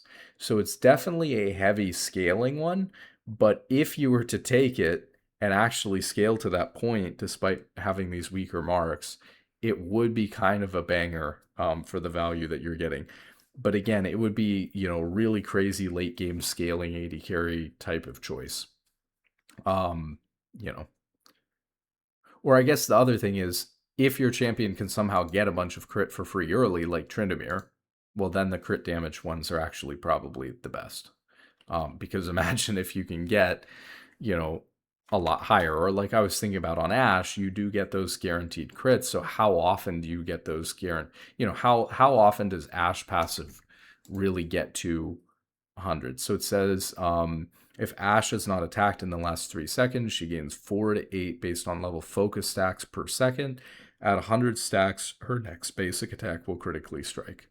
So, for example, even on a champion like Ash that's got crit built into her kit like this for free, guaranteed, you have to be out of combat for 3 seconds. Then you have to wait 10 seconds to gain 80 stacks, and that's that's if you're level 17. If you're level 1, out of combat for 3 seconds, and then you gain 4.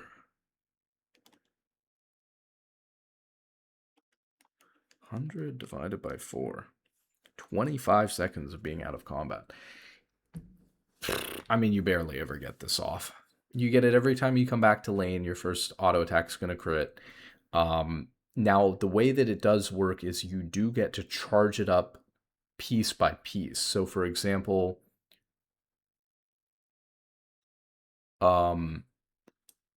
you can go out of combat, right, for 3 seconds and then stay out of combat for like 2 seconds, and you'll gain your 8 focus stacks or whatever, and then you go back into last hitting, back into combat, and you'll keep those 8 stacks, and then you'll do it again and again and again. So it's not like you have to be out of combat for 30 seconds in the middle of lane in order to get this back up again. But still, you'd need this to come up, like we said, for this to be worth it early compared to the AD or the crit chance, you would basically need to crit on 100 damage auto, which again is a big assumption. You would need to do that just to do 18 damage. So you probably have to get that off like 5 times. And comparing that to like doing 90 damage over the span of 10 autos or something with crit or AD, which was probably even better than that, just feels not good. Honestly, looking at this now, it may be attack speed, no? I wonder if it would be attack speed because, like we were talking about before, with the AD, we were assuming that you'd need to do... It wasn't just that there was one negative assumption against it, which was the 100 armor assumption, which is just fake, because they should have more like 40 armor assumed or something. So this would increase the extra damage per auto by a lot. I kind of wanted to change the number here. So we were talking about that. Okay, so let's just say that they have 25%. And so 75% of your thing goes through. So let's say you do 6.75 damage in auto with this.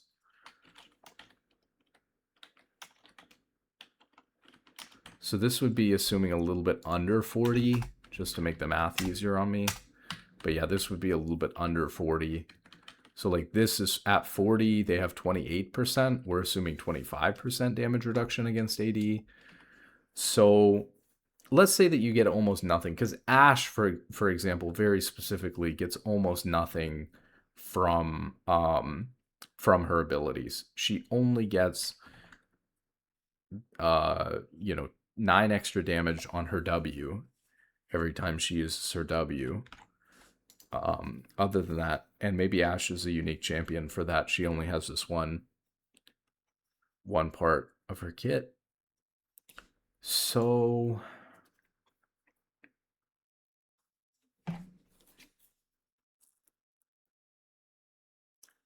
to do around 90, but you're not having to do 90 though. The problem with these other two assumptions is they're assuming no resistances. So let's say the same, 75% is only getting through 90 times 0.75. So this changes this to like 67.5.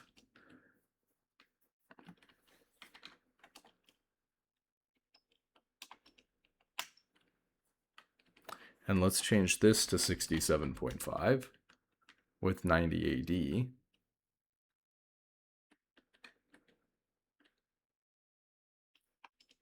So this is like, instead of an auto that was going to do 100 damage, we're saying an auto with 100 AD, which is going to be worth about 67.5 damage every 10 autos, assuming that they have 25% physical damage reduction, is what this is saying. No, I didn't write all that out. And then this attack speed is assuming 90 AD.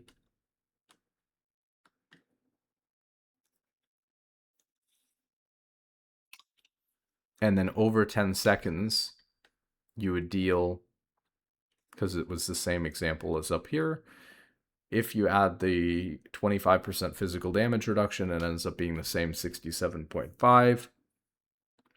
But for the crit, you have to have 180. For the attack speed, you have to have 90. So for this one, it just takes 10 autos.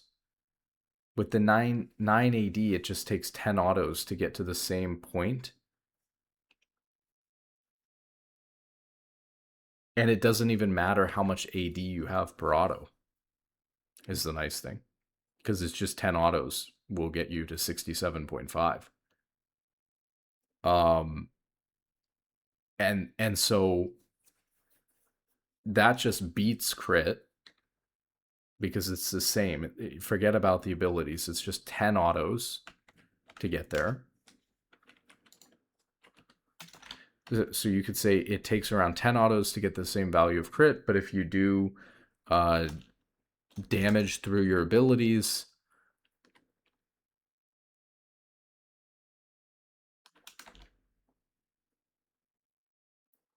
then it would favor AD.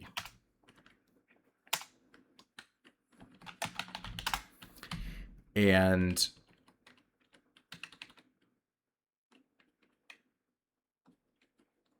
yeah, so I mean, this is just really good for AD marks. With a more reasonable assumption.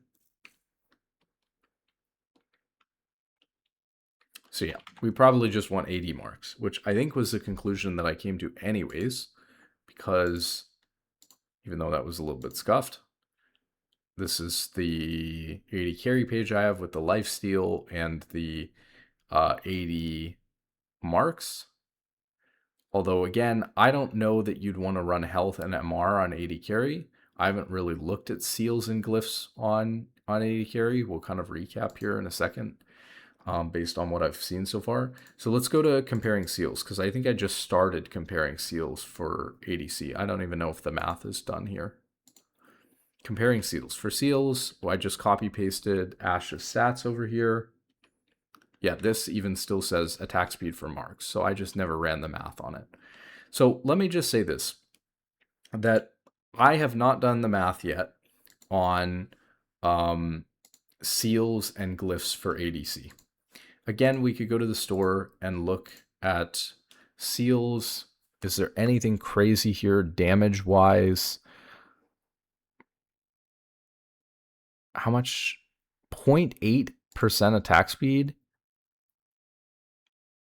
is not necessarily that bad because we're trading the health away for it. How much attack speed do we get? Oh, way more though, like 1.7. It's probably not going to be better than the health, to be honest with you. Probably not going to be better than the health. But if you wanted to go glass cannon, looks like one of your only options here. And the attack speed, like we saw, especially for ADCs, is probably going to be better than the crit damage or the crit chance. Especially these, like, worse ones. 0.8 attack speed. But again, the MR has a lot of value here. Probably, I will say, the glyphs of attack speed are probably a little bit better than the seals of attack speed if you need to fit attack speed in somewhere, just because you probably don't need the MR as bad in bot lane as you do in some other roles.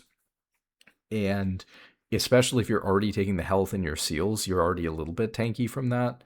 But basically, what it comes down to is that the MR that you gain in your glyphs is not anywhere near the amount of effective HP that you gain from the health in your seals.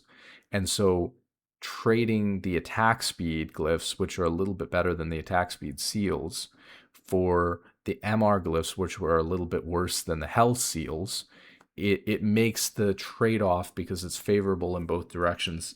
It must be at least somewhat more viable. I'm not saying it is viable without running the math, but it's probably leans more towards potentially being viable to take attack speed glyphs than it does to take some of the other things. Again, I've looked at like the mana ones as well here, and cooldown reduction's got to be a super big bait for most champions, because like, let's say you're playing mid lane. Huge bait to take cooldown reduction, because as we talked about, cooldown reduction is not good until later on you have points in your abilities. You'd rather have the AP or the MR for more durability and effective HP, way more effective HP than you're going to deal damage from the cooldown reduction. The mana sounds really nice because champions are so, and champions in Classic are so gated by mana. So building a bunch of cooldown reduction in your runes doesn't end up doing a whole lot for you when you run out of mana to be able to use it a lot of time anyways, if you're spamming off of cooldown, which is different than Modern League, to be fair. The glyphs of mana sound really nice because, oh, I can get a ton of mana here, over 100 mana from my runes, and that sounds really, really nice on certain champions. But for support, I think there are niche champions you can make the mana ones work on. Like, for example, on a Pantheon or Gangplank top, where you're just like spamming, if you're not into an AP matchup, you might want to get an extra spear or two in versus having the magic resist there for later and it's doing nothing for you in lane. Probably worth it to get an extra 2 or 3 spears in. On a champion like Sona, this is like 1 or 2 extra abilities in lane. And so it's like, is the health the way? I think the thing that I looked at is, if I heal one time on Sona, is the health that I'm going to get from that heal as valuable as having the MR and the effective HP I'm going to get from the MR? And I was pretty sure when I looked at this that no, casting one Sona heal with like 3 points in it is not going to give me more effective HP than if I have the MR glyphs. So I don't think the mana glyphs are that good. Again, the scaling ones I don't like, the cooldown reduction ones I don't like. So your options are super limited here anyways. The health ones I don't like compared to the magic resist, like we talked about. The armor is much worse than the magic resist or the health. So you just don't have that many options here. So to recap, what I generally think is going on for runes is, if you're support and you're playing a tank, you should probably be running something like 80 marks, or magic pen if you've got a lot of magic damage abilities. Like, for example, Tarek, who's probably going to want AD in his marks. Leona's probably going to want magic pen in her marks. For seals, you're going to go health. And for glyphs, you're going to go magic resist. The flat ones don't go scaling. And then for your quints on support, you're going to take either health quints, never armor quints, or movement speed quints. I tend to like movement speed quints more on squishy enchanter type champions, and the health more on tanks that are committed to fights. But I suppose you could mix and match that up, especially if you're planning on roaming a lot. You could get value even on the tanks from the movement speed quints. For ADC, you should probably be going the AD marks with health seals, and magic resist glyphs, and lifesteal quints. However, I would definitely say that I have not done the math comparing attack speed seals or crit damage or crit chance seals, although those two are probably even worse than attack speed. I have not compared attack speed seals or attack speed marks, or attack speed seals or attack speed glyphs, to magic resist glyphs or health seals. But probably the effective HP is better than the little bit of attack speed you're going to get. If for some reason you needed to, you could probably mix and match your quints on ADC instead of taking 3 lifesteal Quints and get something like maybe an attack speed Quint. Um, let's look at the attack speed Quints actually for a second. How much attack speed do you got? 4.5%. It definitely looks a lot better. I haven't done the math on that one either, but you could definitely look at like attack speed Quints. I think the lifesteal Quints are just the best, and that's what people did back then, but you would really have to do the math on it, which I have not done. But definitely attack speed Quints could be an option.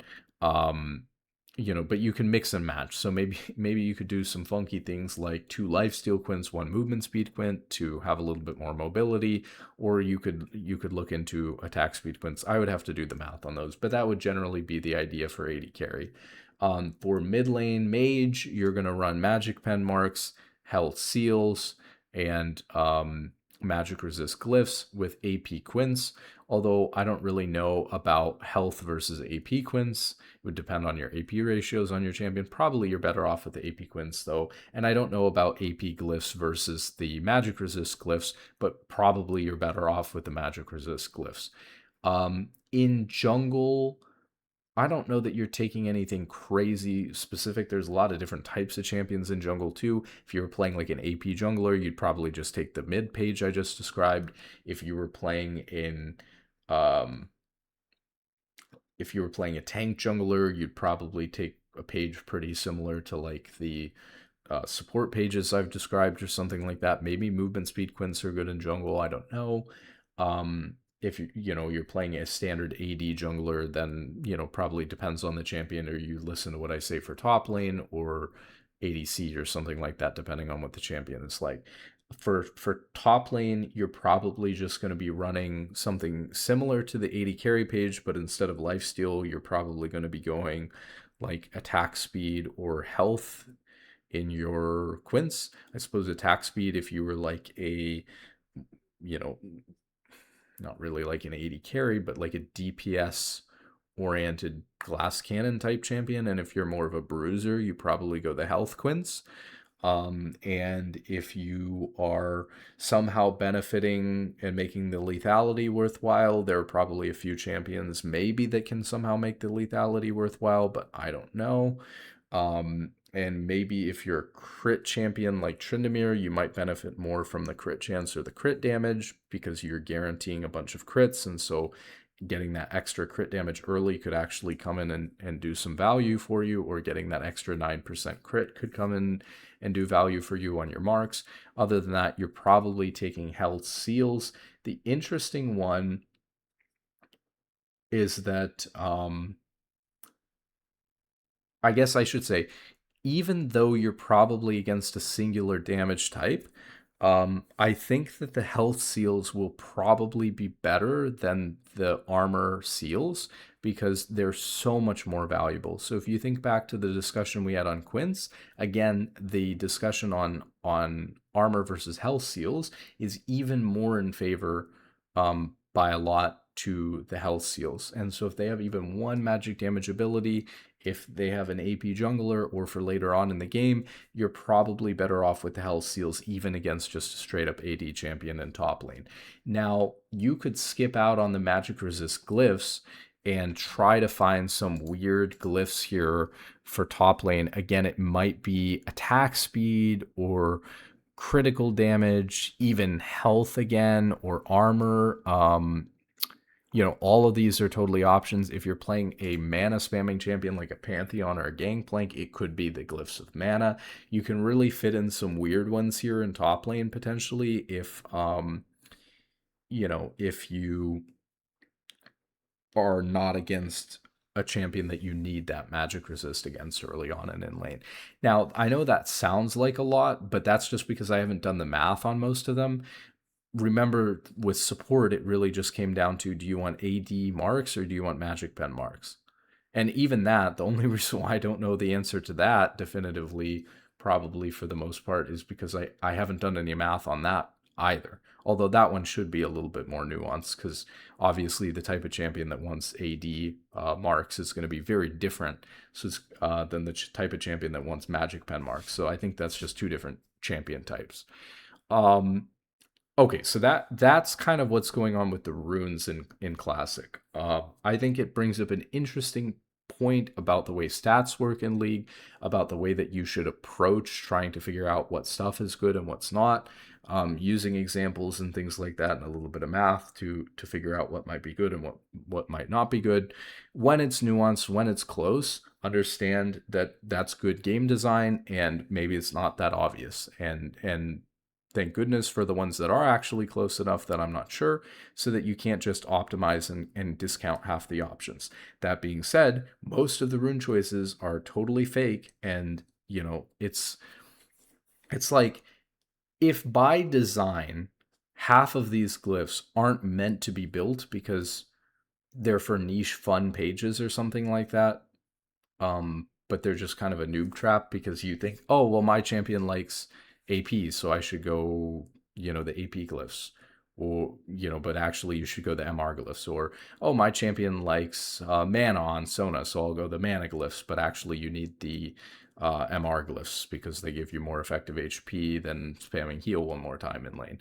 It's like a lot of these are just noob traps, and I think it's just poor game design to like intuitively bait people into the wrong options. And I think that it sucks that like the people at Riot aren't necessarily good at doing this type of math and then doing it for all of the items that exist in the game when they come out with them, so that there are more item options. I think you'd see a lot less items die and get removed from the game because no one's building them because they just didn't balance the stats right, or more item diversity and choice if they kind of could think like a high level player, and use math creatively to figure out where breakpoints on items are. And I know, like I gave in the example with Zeke's, it can get complicated when certain champions really run away with an item, and other champions, you just can't make that item viable for 15 champions, because if you make it viable for 15, it'll be broken on 2 or 3. But I think in a lot of cases, that's not even the problem. I think in a lot of cases, they just don't know how to do the math to, find those break even points. Um, like, you can't just be basing everything off of like gold value or like gold efficiency. A lot of things are more complicated than that in League. Um, so that's kind of what's going on with the runes. I'm so tired, but that leads us into an important conversation and a note that I realized here, which is gigantic note right here. Philosopher's Stone or Philo Stone is a lot better than Heart of Gold. So we're going to explain a little bit of math behind that, and I think it leads us right into a good point, because in the same way that some of the rune stuff doesn't make a whole lot of sense, a lot of the item stuff doesn't make a lot of sense either. So let me show you some crazy stuff that's going on with the items, but I'll start with the biggest one. How much better Philosopher's Stone is compared to Heart of Gold is probably going to blow your mind. So let's take a look at this real quick. So on League Classic, there are gold generation items. And there's really 4 gold generation items. There's Avarice Blade. That's Executioner. Okay, here we are. Avarice Blade for AD, which gives you 3 gold per 10 and 2 gold when you kill a unit. So that's Avarice Blade. Most supports obviously aren't going to go Avarice Blade because you're not benefiting from crit chance. You're not wanting to build one of these items out of it. And you're not like AD oriented either. So for most supports, Avarice Blade is just out. But what you do have is you have Heart of Gold, which gives you health and 5 gold per 10. Then you've got Philosopher's Stone, which gives you health and mana regen and 5 gold per 10. And then you've got Cage's Lucky Pick. The heck? Oh, it's just called Lucky Pick. Okay, it's definitely Cage's Lucky Pick, but it's now just somebody's Lucky Pick. Cage called and revoked his licensing rights or something, I guess. So it gives you ability power and 4 gold per 10. Fine. The thing is that these items have a lot of different stuff going for them. And so what I want to look at is, how much are you actually paying for the gold per 5 or gold per 10 passive, and how much gold worth of stats are you getting? That's kind of the important thing. So let's think about this. So let's write these 3 down. So we've got Philostone, Cage's Pick. Oh, it's just called Lucky Pick. Lucky Pick. I'm going to put a Heart of Gold here in the middle. Heart of Gold. Don't worry, I know you can't see. I'm just writing down the names. Okay. So let's go back and look at Philosopher's Stone. So what does Philosopher's Stone gives us? It gives us 7 health regen, 7 HP regen, gives us 9 mana regen, right? 9 mana regen. 5 gold per 10, GPT. And it costs 700 gold. Okay. Heart of Gold gives us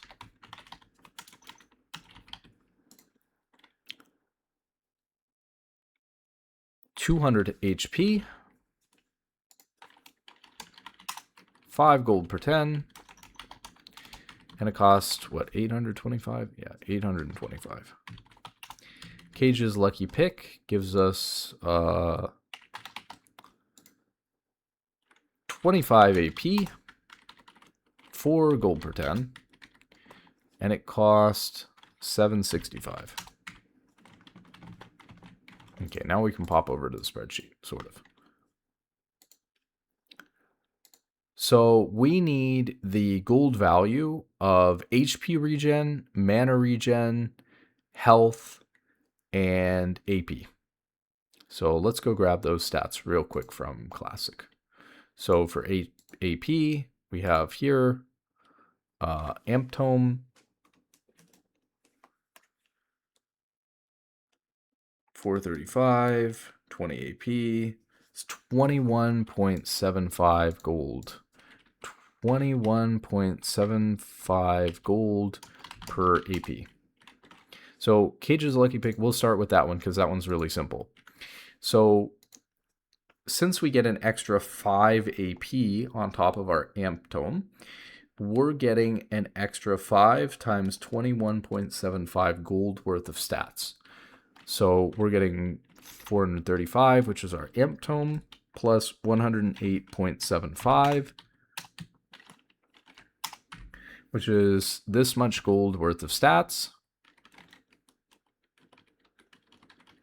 Let's move this over here to keep it organized a little bit. So this is how much gold worth of stats. The item costs 765. So we are paying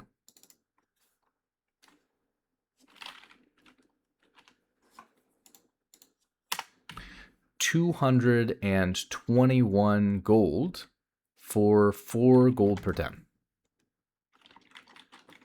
Okay. Now I'm going to show you why that sucks. What we need to think about then is how much gold per 10 do we think we generate in, I don't know, let's say like 10 minutes. So if 4 gold per 10 means we gain 4 gold per 10 seconds. So in a minute, we gain 4 times 6 is 24 gold. In 10 minutes is 240 gold. So what if someone told you, I'm going to offer you Cage's Lucky Pick.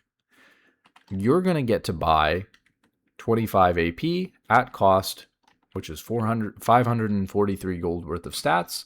And then you're going to pay me 221 gold worth of gold. You're going to pay me 221 gold, and I'm going to give you 240 gold back at the end of 10 minutes from now. So you got an extra 19 gold by sacrificing 221 gold for 10 minutes. If someone came into my finance practice and offered me this deal, I would throw them out of my office. I would throw them out. This is a complete ripoff, man. It's a complete scam.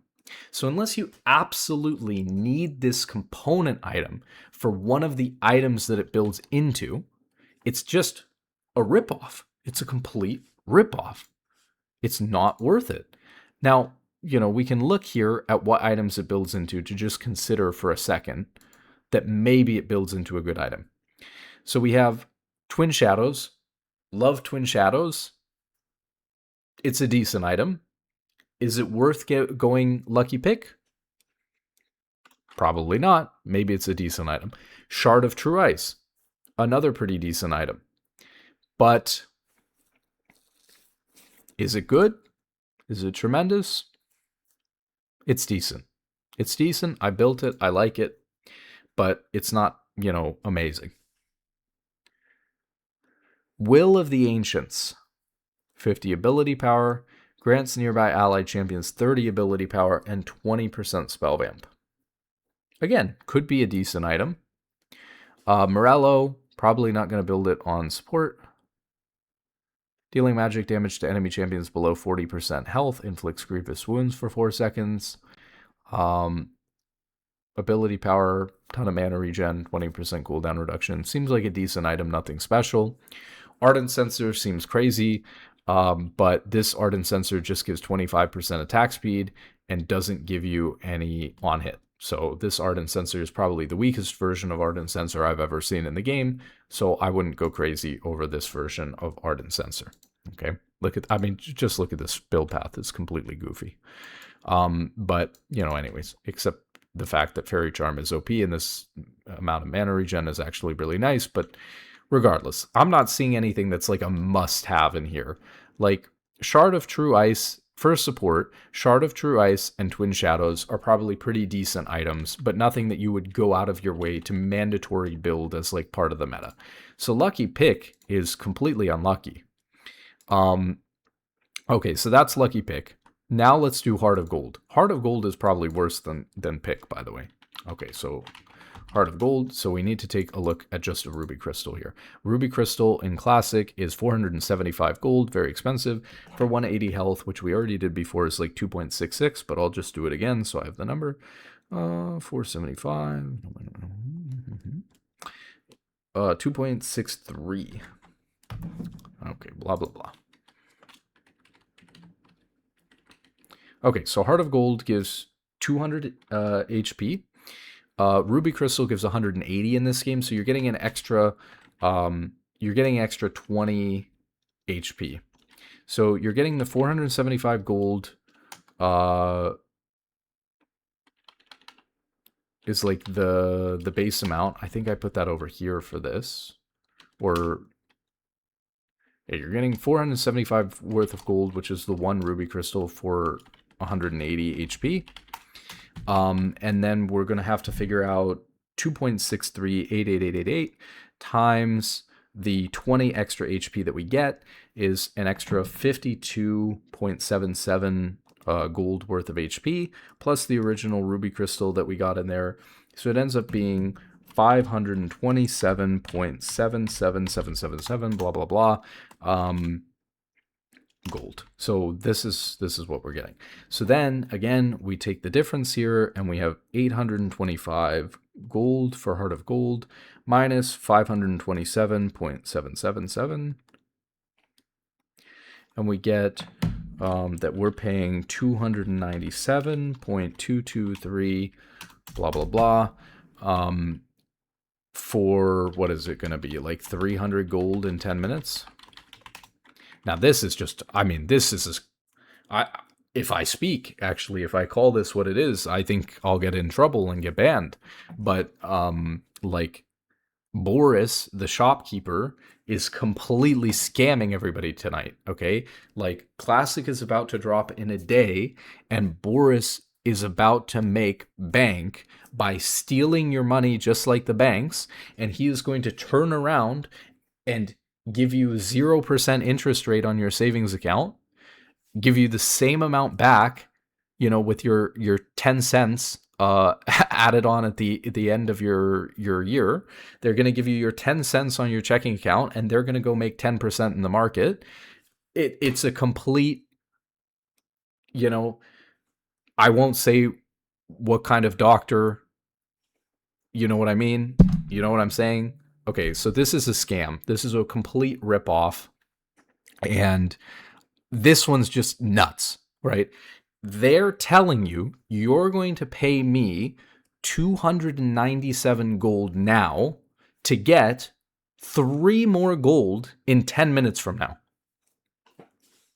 Like, this is so bad, it's crazy. And yet you have a ton of good players running around saying, Heart of Gold is amazing. You should be building Philosopher's Stone and Heart of Gold on support at the start of every game to get all this gold generation. This is so bad, man. It's so bad. And think about the fact, like what I said before, even if you were getting an extra 100 gold, even if you were actually making some money from this thing, even if you were making 100 gold in 10 minutes, is it worth giving up 300 gold that you could be putting into actual HP when you're under indexed on HP, like we were talking about before on sport? Is it worth giving up on some of the best stats that you could buy immediately to get power immediately to snowball on your opponent in the earliest stages of the game? Is it worth giving that up and completing an item 800 gold later to get 3 gold? I can't even believe that this is designed this way, or that people thought that this was good if this was the way it was in the game back then, or that people are building it now. So it's just dog shit is what it is. It's just trash. It's trash. It's really bad. But thankfully, there is another. Okay, let's take a look at Philosopher's Stone, my one true love. Now, I will say for Heart of Gold, unfortunately, there are some really good items that we have to build out of Heart of Gold. Like Aegis is such a good item because it gives allies 10 armor and 15 magic resist. This is an insane item for supports, and it builds out of Heart of Gold. And you're probably just going to build Heart of Gold because you have to buy it anyways as part of the item. So maybe you just build Heart of Gold. Maybe you don't. Maybe even then you don't. Maybe you prefer to get the no magic mantle and the cloth armor and then build the Heart of Gold at the end of the item when you're buying it in bulk anyways. Because it's so terrible to have this because you're just getting the same amount of gold back. So maybe actually you don't build Heart of Gold even when you're going this, which is weird to think about. I haven't done that yet, but yeah, I mean, even if you're going to go this. So this item obviously gives a lot of value. I haven't done the math on exactly how much value you're getting in terms of effective HP or anything, and it would depend on what champion, how much armor and magic resist they have, how much health they have. So it depends a lot on what your teammates are playing, what they're building. But in general, if we think about the gold value, I know it's a shortcut, and we just talked about the pitfalls of that. But if it's massive, right, it's an indicator. It's like doing a quick ratio in finance to see if, it's like a PE ratio. It's like, is that going to tell you everything you need to know? Absolutely not. But is it a good way to quickly look at it? Yes. So if we think about the gold value here, again, 10 armor, 15 magic resist or something like that. I mean, this is like, 15 armor and 20 magic resist over here is like 700 gold. So let's say it's 500 or 600 gold worth of armor and magic resist. Give that to all of your teammates. 500 times 5 is like 2,500 gold worth of stats you're giving to your team. Item is paying for itself, basically. It's insane. So this is a really, really strong item. It's also important to keep in mind, like I said, a lot of mages in this version of the game are getting to like 40 M pen or something crazy, from magic pen marks and 8% magic pen in their masteries, and then they've got Sork pen boots are Sork pen boots. Let me see here. 15 magic pen. So you're looking at a lot of magic penetration in the game. And then, of course, they can get void staff and stuff like that. A lot of magic penetration in the game. So what I'm hearing from my mid laner is that, and I trust the guy, what I'm hearing from my mid laner is I'm getting a lot of magic pen. And this item's really important on support because if you have it, then they actually have magic resist again. And if you don't have this item, your team's getting shredded and cooked. So this is an important item. It is one of the core items on support. Luckily, like I said, there is another. So you may build into this one item out of Heart of Gold. Arguably, Locket is kind of decent. We'll talk about Sightstone here in a second. We'll talk about Ruby Sightstone and stuff here in a second when I go over what the support build should actually be. But I want to just cover the gold generation first. But it's kind of a good transition because it's an overlap here. Okay, so then we've got Philosopher's Stone. So let's see here. We've got 3 mana regen per 5 seconds is valued at 180 gold. So that would be 60 gold per mana regen. Let me write that down. 60 gold per mana regen. And this is 180 divided by 5 is 36 gold per health regen. So then when we go back to our spreadsheet here and look at Philosopher's Stone, it's like, thank God for Philosopher's Stone, man. So 60 gold per mana regen. So 60 times 9 is going to be 540 gold worth of mana regen. The 7 times 36 is going to be 252 gold worth of HP regen, which if you add those together is 792 gold worth of stats, and 5 gold per 10, which is 300 gold in 10 minutes for negative 92 gold. So let me put it this way. If you're building Heart of Gold instead of Philosopher's Stone, you were born to be scammed by the banks. That's all I have to say. So, Philosopher's Stone is busted. I will say, in defense of these other items, let's say in defense of Heart of Gold, when you compare gold values, like I was saying before, gold values are a little bit tricky. Using Fairy Charm and Rejuve Bead is a little bit scuffed compared to Ruby Crystal, because it is expected that when you pay 475 gold for an item versus when you pay 180, that the value that you get from the 475 gold item is going to be like more value, premium value. So when you're not really, it is kind of biased towards fairy charms, because it's not realistic that you're going to be buying you should be getting more mana generation, you should be getting more health regeneration for a more expensive item. There just isn't a cheaper Ruby Crystal. So let me explain it another way. Imagine if there was a mini Ruby Crystal that was like half the gold cost. Instead of 475, it was 230. It wouldn't give half of 180 health. It wouldn't give half of the health of Ruby Crystal, like pretty much all items in League. Instead of giving 90, it might give like 70 or something.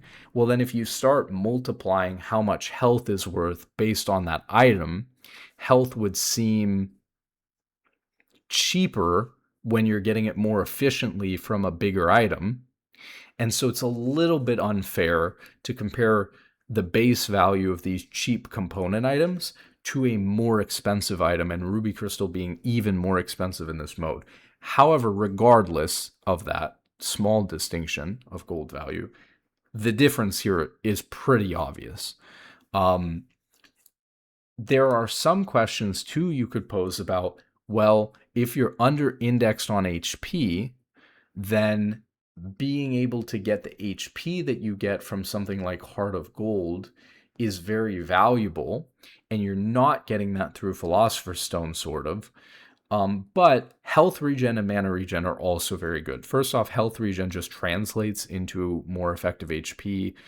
We could do some math, and you could see very quickly that this insane 7 health regen per 5 seconds is going to, I mean, let's just do the math. 180 divided by 7 health regen per 5 is going to take 25 sequences of 5 seconds, or 128 seconds, which is only 2 minutes of health regen, to equal the same amount as a ruby crystal. So, and that's not even including the mana regen in here. Also keep in mind, as we're going to talk about, you don't have to go Heart of Gold. There's plenty of other health items you can go if you need health. For example, Sightstone, which is mandatory on support anyways. So what I'm saying here is that, as we can see, Philosopher's Stone is an amazing gold generation item, and Heart of Gold and Lucky Pick suck really bad. So, unless we absolutely need an item out of Heart of Gold, we probably should be looking at items out of Philosopher's Stone. Items out of Philosopher's Stone include many great options here for support, like Shurelya's, which I think is a really great team fighting item, especially because there's not a lot of mobility in the game. This can really allow you to escape, the APEs and the Cassidans of the world, while also allowing your team to be able to actually go in and have a go button. You have Innervating Locket, which restores 50 health and 20 mana over 2 seconds to the lowest health nearby allied champion whenever you use an ability, and it has a 3-second cooldown. So every 3 seconds, you get to, give 50 health and 20 mana to a teammate. So over the course of a 15-second team fight, you're going to get to use this 5 times. 5 times 50 is 250 healing, and 5 times 20 mana is 100 mana that you're going to be able to give out. It also is a really great build path because you get to buy Catalyst, which gives you a ton of health and mana. So if you're playing a champion like Sona or something like that, especially a enchanter that is spamming abilities and uses a lot of mana, this is a really great item. It makes you really tanky. It gives you a ton of mana. You never run out of mana on this thing. Plus, it's got the Philosopher's Stone mana and health regen. So this item, especially when you're sitting on its components, is really nice. So this is another good option as well, but probably you're defaulting into Shurelya's. And then Mikhail's is another really great situational item. And look at the mana regen on this item. 10 mana regen on Shurelya's. Innervating Locket, I guess, is weird because you're going to get mana from leveling up. You have 300 flat mana, and you've got some 9 mana regen here. But then 18 mana regen per 5. You will not run out of mana with this item, and obviously Mikhail's gives you a great active item on support enabled in order to go. I think Exhaust is good on support, so I'm not running Heal, Clairvoyance, or Clarity, but I suppose you could go Heal instead of Exhaust, and then you could go Elisa's, I don't even know how to say it, Elisa's Miracle, and then build into a different item. I don't really know that this is all that great, but yeah, this is an option too. Seems like there's a lot of decent options here. Okay, so let's talk about one of the weird things that's going on with item design in Classic. It's something that can exist in the modern game, but I think that they have steered clear of, probably for the best. It's a really confusing game design philosophy that existed in Old League. When you buy items nowadays, for the most part, when you buy a component and a component has some sort of passive or active built into it, you get to keep that active or passive when you complete the main item. But there are examples where this isn't the case. For example, when you buy a Lost Chapter item nowadays on mid lane, you do not get to keep the gaining a bunch of mana when you level up. You don't get to keep that when you've completed the item. And so that leads to some scenarios where weird things happen. There are also some other items in League where it's not really worth it to upgrade and complete the full item because the component item gives you so much value anyways. So for example, buying Bramble Vest instead of Thornmail, where you're getting the same heal cut for 800 gold instead of having to complete this whole item. And then you can just buy the health and other stats that you would get by going that item, with your next item that you're completing, and get to complete that next item much faster. So in a lot of cases, you're just going to sit on Bramble Vest unless you're one of the very few champions that really benefits a lot from the damage increase that you get by completing a Thornmail or something like that. So in a lot of cases, you're just going to sit on Bramble Vest. Sitting on Verdant Barrier is another really good option in the modern game because it gives you a spell shield just like the one that you get from having Banshees. The only difference is that I think like the cooldown's a little bit longer or something like that. And then again, the other stats that you're getting like AP and stuff like that, you can just go into your next item and then you come back around to those items at the very end of the game and finish them when you have no slots left and it's the only thing you can, spend your gold on to get an upgrade. That's what you can do with some items in Modern League. There are way more items like that in Classic League, and if you're not really paying attention to what's going on with itemization, you will miss out on those things. So, for example, a big one is that gold generation items like Philosopher's Stone, Heart of Gold, and Cage's Lucky Pick, you do not keep the gold generation when you upgrade into the completed version of the item. So let's take a look now out of Heart of Gold at Sightstone, or Ruby Sightstone more specifically. Sightstone is really important on support. It's basically mandatory, especially if you get to a higher MMR bracket. This is a really good item because it gives you a lot of health and a bunch of free wards. Once you've warded like 5 times with this item, you have successfully gotten the gold value out of the whatever 300 something gold that it cost you to complete it, 325 on top of the ruby crystal. It's like once you've placed like 5 wards with the item, you're gold positive compared to having bought the wards manually. So this is a very, very valuable item. However, Heart of Gold is not. And upgrading to Ruby Sightstone only takes your gold generation from Heart of Gold away after you didn't get much of it anyways. So if you were thinking, well, what if I hold on to it for 10 minutes? Then I'll get my 300 gold for free eventually, and by the time they've killed my Nexus. But you will be wrong, because if you actually complete your items, then you don't get to hold on to it and you do not get to keep that gold, even though it's not that good to do that anyways, because if you're getting if you're paying 300 gold to get 600 gold 20 minutes from now, that's still not worth it. But, regardless. So completing Ruby Sightstone is really a bait because you're already getting 180 health from this and 200 health from that. So that's 380 health. So wait, that's the entire health of the entire thing. So I'm paying 75 gold once I already have these 2 components to upgrade the thing. And for the 75 gold, I lose my gold generation on Heart of Gold. I lose 3. So I pay 75 gold to lose 300 gold per 10. The benefit is that I gain, is it 1 or 2 more ward charges? It's 2 more ward charges. So Sightstone holds 3 ward charges. This one holds 5. So I gain 2 more charges, and I'm allowed to place a 3rd ward with Sightstone, or with Ruby Sightstone, whereas with Sightstone, I'm only allowed to place 2 wards on a map. But you can place those 2 wards plus your trinket wards, since there are trinkets in the game. Plus, you can buy regular wards that don't count towards your Sightstone wards. So you can buy regular wards if you want more. And you can buy an unlimited number of pink wards as well and place those down. So you can get so many wards that you would just say, I would rather not have to build Heart of Gold at all because it's a sucky item, not have to pay 75 gold to lose my gold generation from Heart of Gold even if I did get a Heart of Gold. You would just never do this. So Ruby Sightstone is just a terrible item that you should never complete. You should just always sit on Sightstone and never get Ruby Sightstone. Also, Oracle's Elixir is in the game. Oracle's Elixir, if you don't know, is this 400 gold item that is an active potion that you use that allows you to detect wards. It's like a permanent sweeper around you for 4 minutes.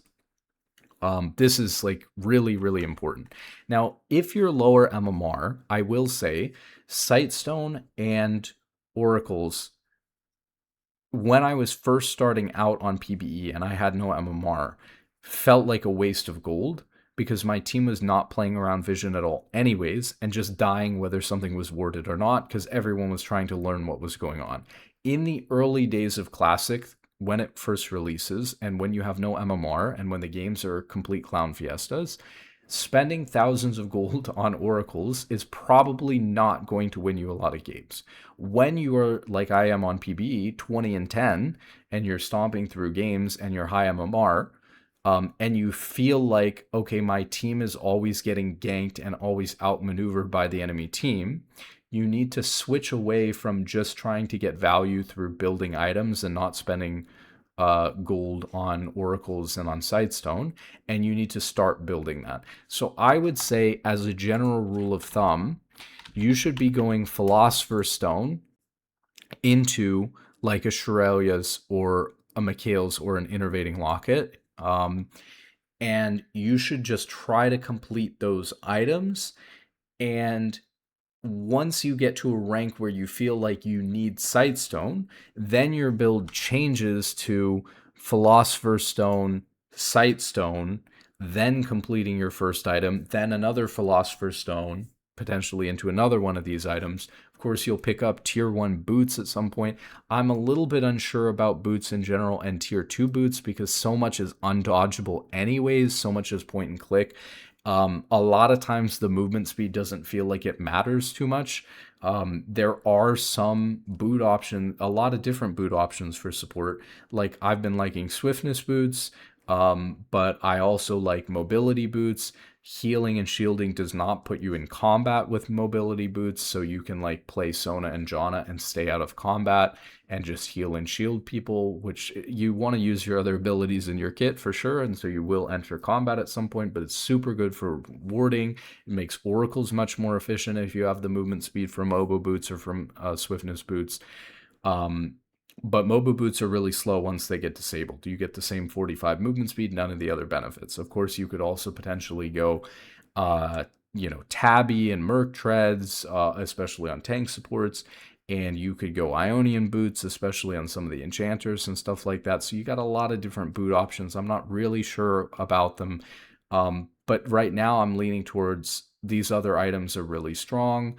And so I'd rather build into them than in this kind of unknown value of boots. So that's where I'm at with that. So the build should be something like Philosopher's Stone, and then at a high level, like Sightstone, you're going to pick up a control ward and throw it down for your mid laner. You're going to buy oracles over and over again when you have the chance while trying to complete your first item out of Philosopher's Stone, not trying to stifle your first item too much, being a little bit more liberal with buying oracles once you've already gotten your first item completed. Boots, I'm not sure about. If you're lower rank, I think you could get away with skipping oracles for sure. Even skipping Sightstone, I would say, is potentially fine. Although keep in mind, Sightstone's a good item. You get a, compared to Heart of Gold, you actually get value out of Sightstone, right? You get the effective HP that you want from Heart of Gold, but instead of some fake gold generation that steals your money to give it back to you at a 0.01% interest rate like your bank does, instead you actually gain a bunch of wards for free from it, and it's pretty decent. As far as what I would do with Trinket, you would think Sweeper would be good, but if you're going Oracles and buying a bunch of pink wards all the time, then not really much of a point in going Sweeper. So I actually like Yellow Trinket because then I get my third ward. Yellow Trinket is a much longer cooldown, though, than Red Trinket. I think Yellow Trinket sits at a 240 cooldown, which is 4 minutes, and Red Trinket sits at a 3-minute cooldown. But again, if you have oracles on or control words or pink words, I mean, it just doesn't matter. Pink words are a little bit interesting how they work. I am a notorious control word or pink word hater. I got to Challenger not buying basically any control words, maybe averaging like 1 a game or something like that when they were 75 gold. In Classic, they're 125 gold, so they're much more expensive, so I assumed that they were probably just worse. They also only last for 3 minutes instead of an unlimited amount of time. So I just looked at it and was like, okay, they last for 3 minutes instead of an unlimited amount of time. and they're giga expensive. They're 50 more gold than in the modern version of the game, so they must suck. Actually, though, the other differences about them are that they're invisible, and them being invisible means a lot, because knowing that there's just so many things about how hard it is for them to clear compared to control words in the modern game, that I think the unlimited lifespan of control words in the modern game is a little bit of a bait, because modern control words don't actually have an unlimited lifespan. They die fairly quickly, especially if you can't defend them, because it's so obvious for people to see them, or you're throwing them down on an objective and then abandoning them or moving them anyways, which is the same as what you're doing with like a pink word in this. Pink words in this can also see some, champions, I think, that are, I don't want to use the wrong word, but I think they can see some champions sometimes in their abilities. So for that reason, it's also nice to have one on hand and stuff like that. So yeah, I like pink words in this. But again, I wouldn't dump all of your gold into pink words and regular words and oracles and even sightstone and all this stuff when you're in games where that kind of thing just isn't going to matter, because there's a lot of gold that you can spend on these word items and anti-word items, and it will literally put you down an entire item. And so don't do it unless you're at a rank where you have to do it, or an MMR, let's say, where you have to do it. So that's my advice on the support items and build. Now, going back to, I think there was one more thing here. We talked about Aegis being pretty good. One thing that's kind of weird about Aegis is that this gives you 10 armor and 15 magic resist. Now, for another 800 gold, you can upgrade this to runic bulwark, but you actually get what? You get 50 more HP, but you get the same amount of armor. You get 10 more. Okay, so for 800, you're getting 50 more HP, 10 more magic resist, and you're giving your allies 10 more magic resist each. Is that worth 800 gold? Let's think about that really quickly, because I've been saying probably not, but maybe it's worth it. I didn't realize you got 50 HP. So 50 HP times, what is it, like 2.6?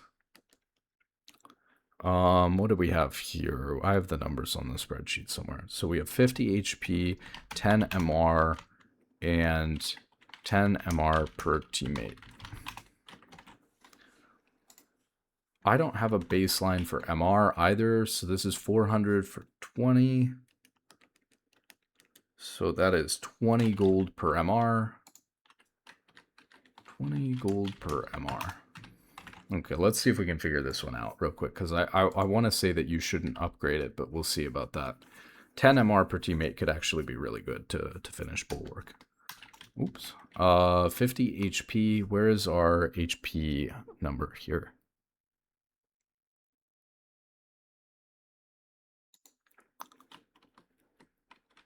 I'm so tired, I can't make any sense of it. Let me just calculate it again here. So we have 475 for 180 HP, 2.63, 888, blah, blah, blah, times 50 HP. So this is going to be 131 gold, or let's say 132 gold, and 10 MR is going to be 200 gold because it's 20 gold per MR. So this is 332. So we're paying 800 minus 332. We're paying 468 gold to put 10 MR per teammate. I'm assuming the aura affects us as well. If we had it on 5 people, 5 times 10 MR would be 50 MR, times 20 gold would be 1,000 gold worth of MR.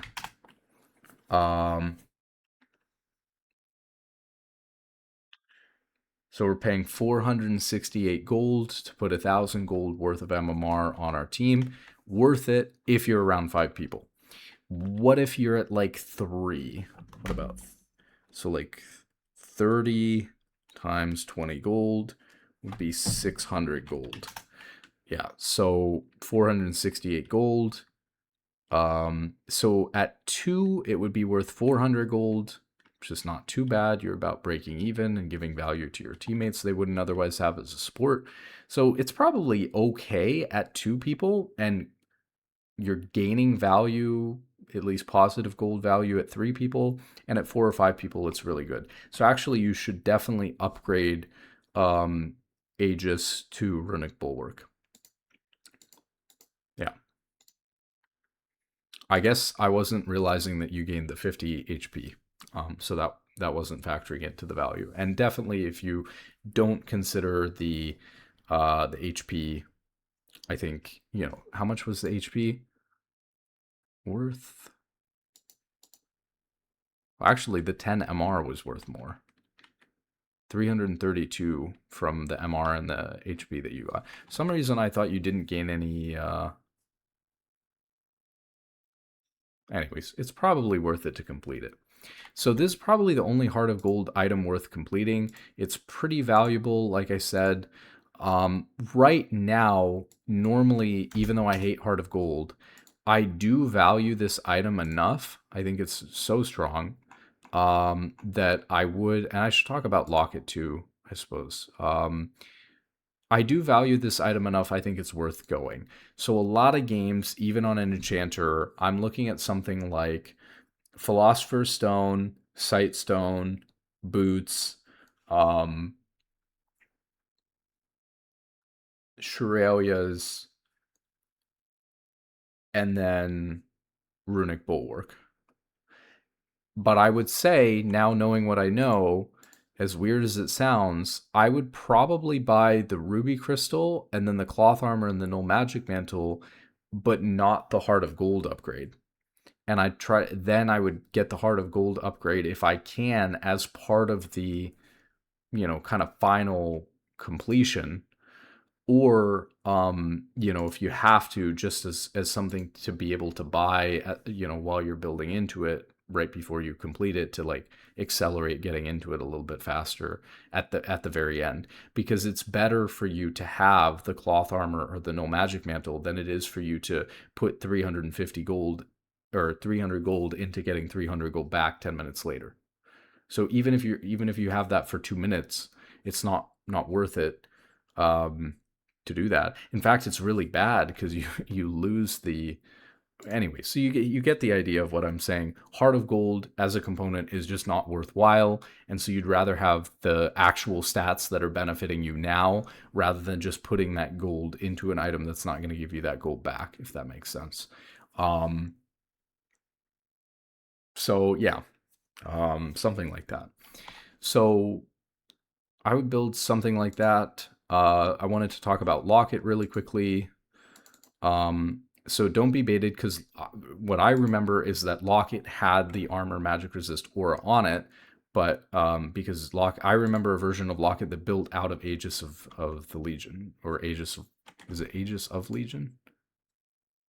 Oh, it's Aegis of the Legion. So I remember that building into Locket, and Locket giving the shield active and having this armor magic resist passive aura on it, and that was insane. This Locket doesn't have it, and this Locket is also much weaker than the modern version of Locket. So if you take a look at the shielding, oh, it doesn't even say in here. Well, maybe you have to see in game, but I'm pretty sure that like the modern version of the game, the shield starts out very high. It starts out something like 270 shielding, like when you buy it, or at level 9 or something like that. And this version, I believe, starts out at like 190 or something like that. So it's losing a massive amount of shielding, and it's not any cheaper for it. And it builds out of the worst gold generation item in Heart of Gold. Now, this little item is kind of cool. Emblem of Valor, only 650 gold, gives 20 armor, and gives nearby allied champions 7 health regen per 5. Now, 7 health regen per 5 is actually pretty good, especially if, again, you're able to give it to like 5 people or something like that. That's kind of crazy. Kind of a decent pickup right before a big team fight at the end of the game or something, to be honest, even if you're not going to build into it. So I don't know, maybe part of the value from Locket is and this goes up from 7 health regen per 5 to 15. So I think part of the value of this locket that I haven't really taken into account is 15 health regen per 5. I mean, if you're putting 15 health regen per 5, it is obviously conditional on people missing HP. But let's say that you're putting that on like 5 people, and then instead of 5 seconds, let's say over the course of like 15 seconds, so we can multiply by 3, that's 225 HP right there. So if your entire team is regenning off of Locket for 15 seconds, you get an extra 225 HP. Not terrible. Not terrible at all. But, again, shield's much lower than in the modern version of the game. 225 is not terrible, but not nearly as good as the value you're getting from giving everyone that much armor or magic resist, or actives like with Shurelia's that's really impactful. But yeah, not an item to completely overlook or anything like that. This is kind of the basics of what's going on with the well, I say the basics, we're almost 3 hours in, but this is kind of what's going on with the runes, what's going on with the support items in Classic. Final piece of advice I'll give on Classic is about jungle. I kind of covered all of these tips already, but I feel like I've already said I'm just dumping all the information that I have about League Classic up until this point before it goes live in a day or something. So my last point is about jungle. Like I said before, when you're jungling, you need to smite your first camp. Why? Because if you hit level 2 earlier, the faster you hit level 2, the faster your entire clear will be. So everybody who's good at jungling already does this and knows this from the modern game, but I see a lot of people not doing that, and in Classic, not doing that is much more punishing because your clear is already slow and already unhealthy. So not dinging level 2 as fast as you can to have a healthier, faster clear is really, really bad. A lot of junglers, if they do their camp properly, their first camp properly, don't even need much of a leash or a leash at all. And in fact, I still think leashing is bad. You can get cheesed really hard on your way back to lane. People will be late to lane and lose all priority in the lane and stuff like that. It can really alter the way that matchups go just because you had to leash. I don't think leashing is any good. Just because people did it back then doesn't mean that it's good now.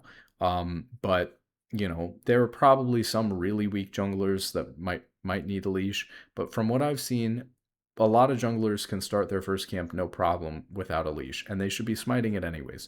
Don't hit the little ones when you're doing your first camp, or most camps for that matter. Obviously, you're hitting the big one. So I've seen some people completely grief their first clear by trying to do all the little ones first for some reason. So that's really bad. When you're counter jungling, you can leave up one of the small little monsters and their camp won't respawn until they clear it, which is really good to prevent their camp from respawning and leveling up and giving more golden XP. And to prevent that camp from being up for a long time until they come and clear it and waste their time having to clear one little one and stuff like that. When you're clearing the jungle, you will run out of mana very quickly. And so you need to pick one ability that's your most efficient ability to clear with for the amount of mana or whatever.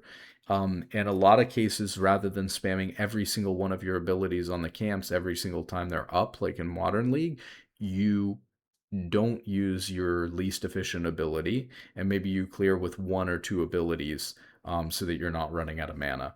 It's a little bit slower, but it will be little bit slower, but much needed in the middle part, like the early middle part of jungling, like not on your first clear. On your first clear, you want to get blue buff so that you don't have to worry about that, and you want to clear as fast as you can with your abilities so you can get to a lane and gank. But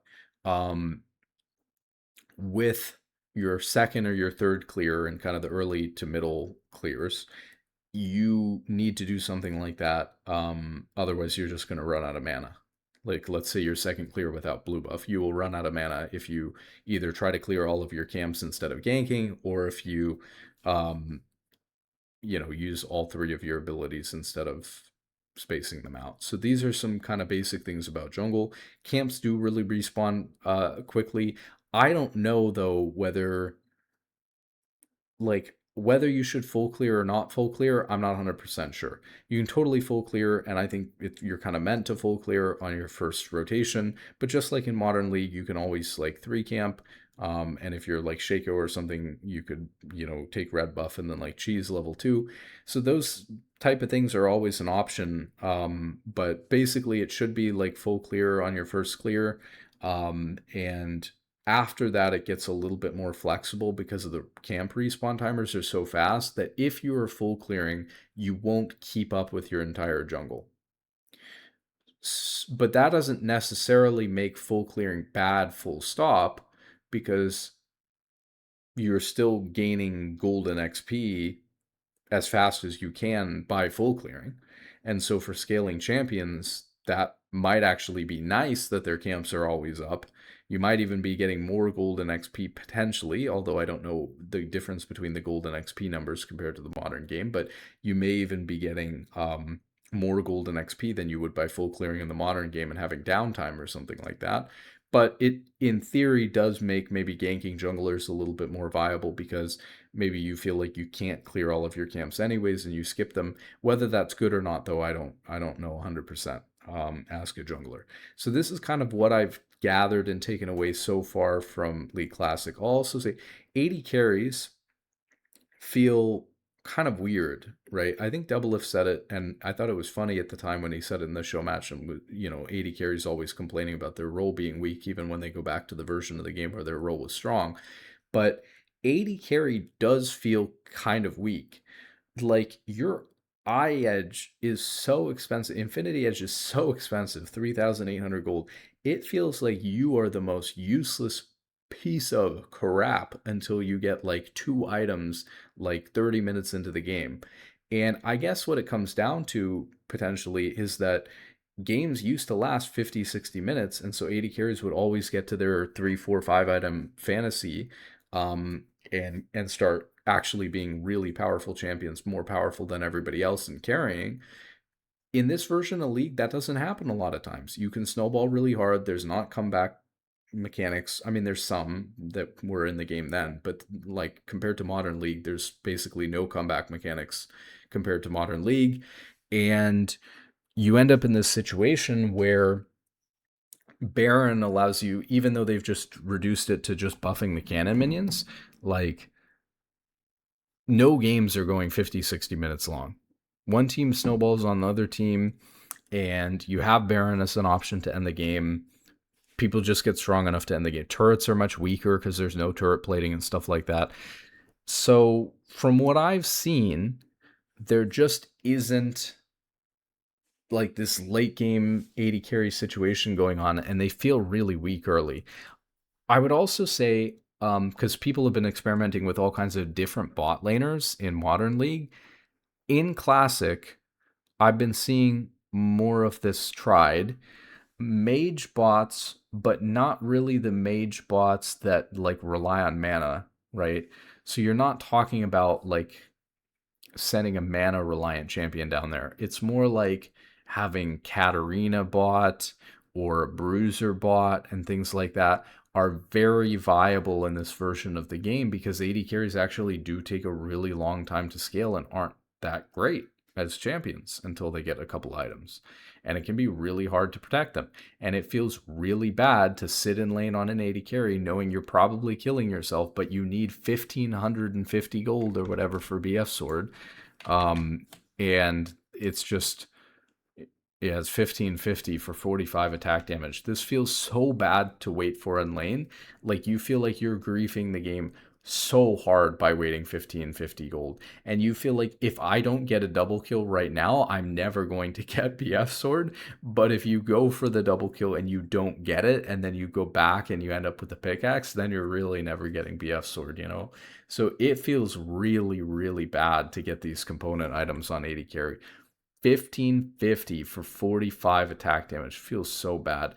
Imagine what you could get on a tank where you get 1,550 gold, and I have like on support, I have like Philosopher's Stone and Sight Stone, so I have like 400 HP worth of health regen and HP plus a bunch of free wards and mana regen for the same gold cost as this guy's BF sword. And for him to do like 400 damage to me or something like that, he has to auto me like 15 times or something ridiculous. So like my philosopher's stone and sightstone is stronger than his BF sword that he had, and he couldn't buy it in like 5 different components. He had to buy it all at one back by overstaying, and so I have like much more efficient curves and stuff like that. Not to mention my philosopher's stone component literally gave me my sightstone faster because of the gold generation it has on it. So I got sightstone for 300 gold cheaper at 10 minutes in. So it's like, oh my goodness. Oh, I should mention starting items on support, of course. So because Philosopher's Stone is so broken, and of course it's better if you get gold generation items early on, and health regen and mana regen are super important. Otherwise, you can't like play the lane. I really like to start Fairy Charm and Rejuve Bead, and then depending on the support, you get like 5 pots here on top of that. So I like to go, if I'm playing like a tank support, probably like 3 health pots and 2 mana pots, or maybe if I'm into a big poke lane. And if I'm playing more of an enchanter, I'm probably going to go 2 health pots and 3 mana pots. That's the balance that I've found that seems to work well. And then, your Philosopher's Stone, if you have these 2 components already, becomes super cheap. I think it's like 340 gold or something like that. So that feels really nice to go back for 340 gold and be able to pick that up. Basically, no matter what happens bot lane, as long as you don't instantly kill yourself level 1, you should be able to go back and pick up Philosopher's Stone no matter what happens. And if you're lucky, maybe those tier 1 boots or maybe a ruby crystal or something on top of that. But, or maybe some wards or whatever. So this is, really, really nice start. I think that there's something to, but I have not tried it yet. There's got to be something to Crystalline Flask, because I like in the modern version of the game, I think you get a lot of value out of Refillable Pot, because Refillable Pot in Modern League gives you 100 HP, whereas health pots give you 120. So you get 200 HP from the refillable pots. So 200 HP. That's more than a ruby crystal in the modern game, which is 150 health. So as long as you have the 24 seconds to use it, the 2 stacks over the course of the lane before insta dying, you get more HP, 50 more HP from your 2 refillable pot charges, and a refill pot costs 150 gold. Whereas ruby crystal costs in the modern version of the game 400 gold. So Crystalline Flask is like an interesting choice because it's basically the same concept, maybe even better. You get 3 charges instead of 2. It gives 120 health instead of 100 and 60 mana. And so if you can use these charges, it's 360 extra health.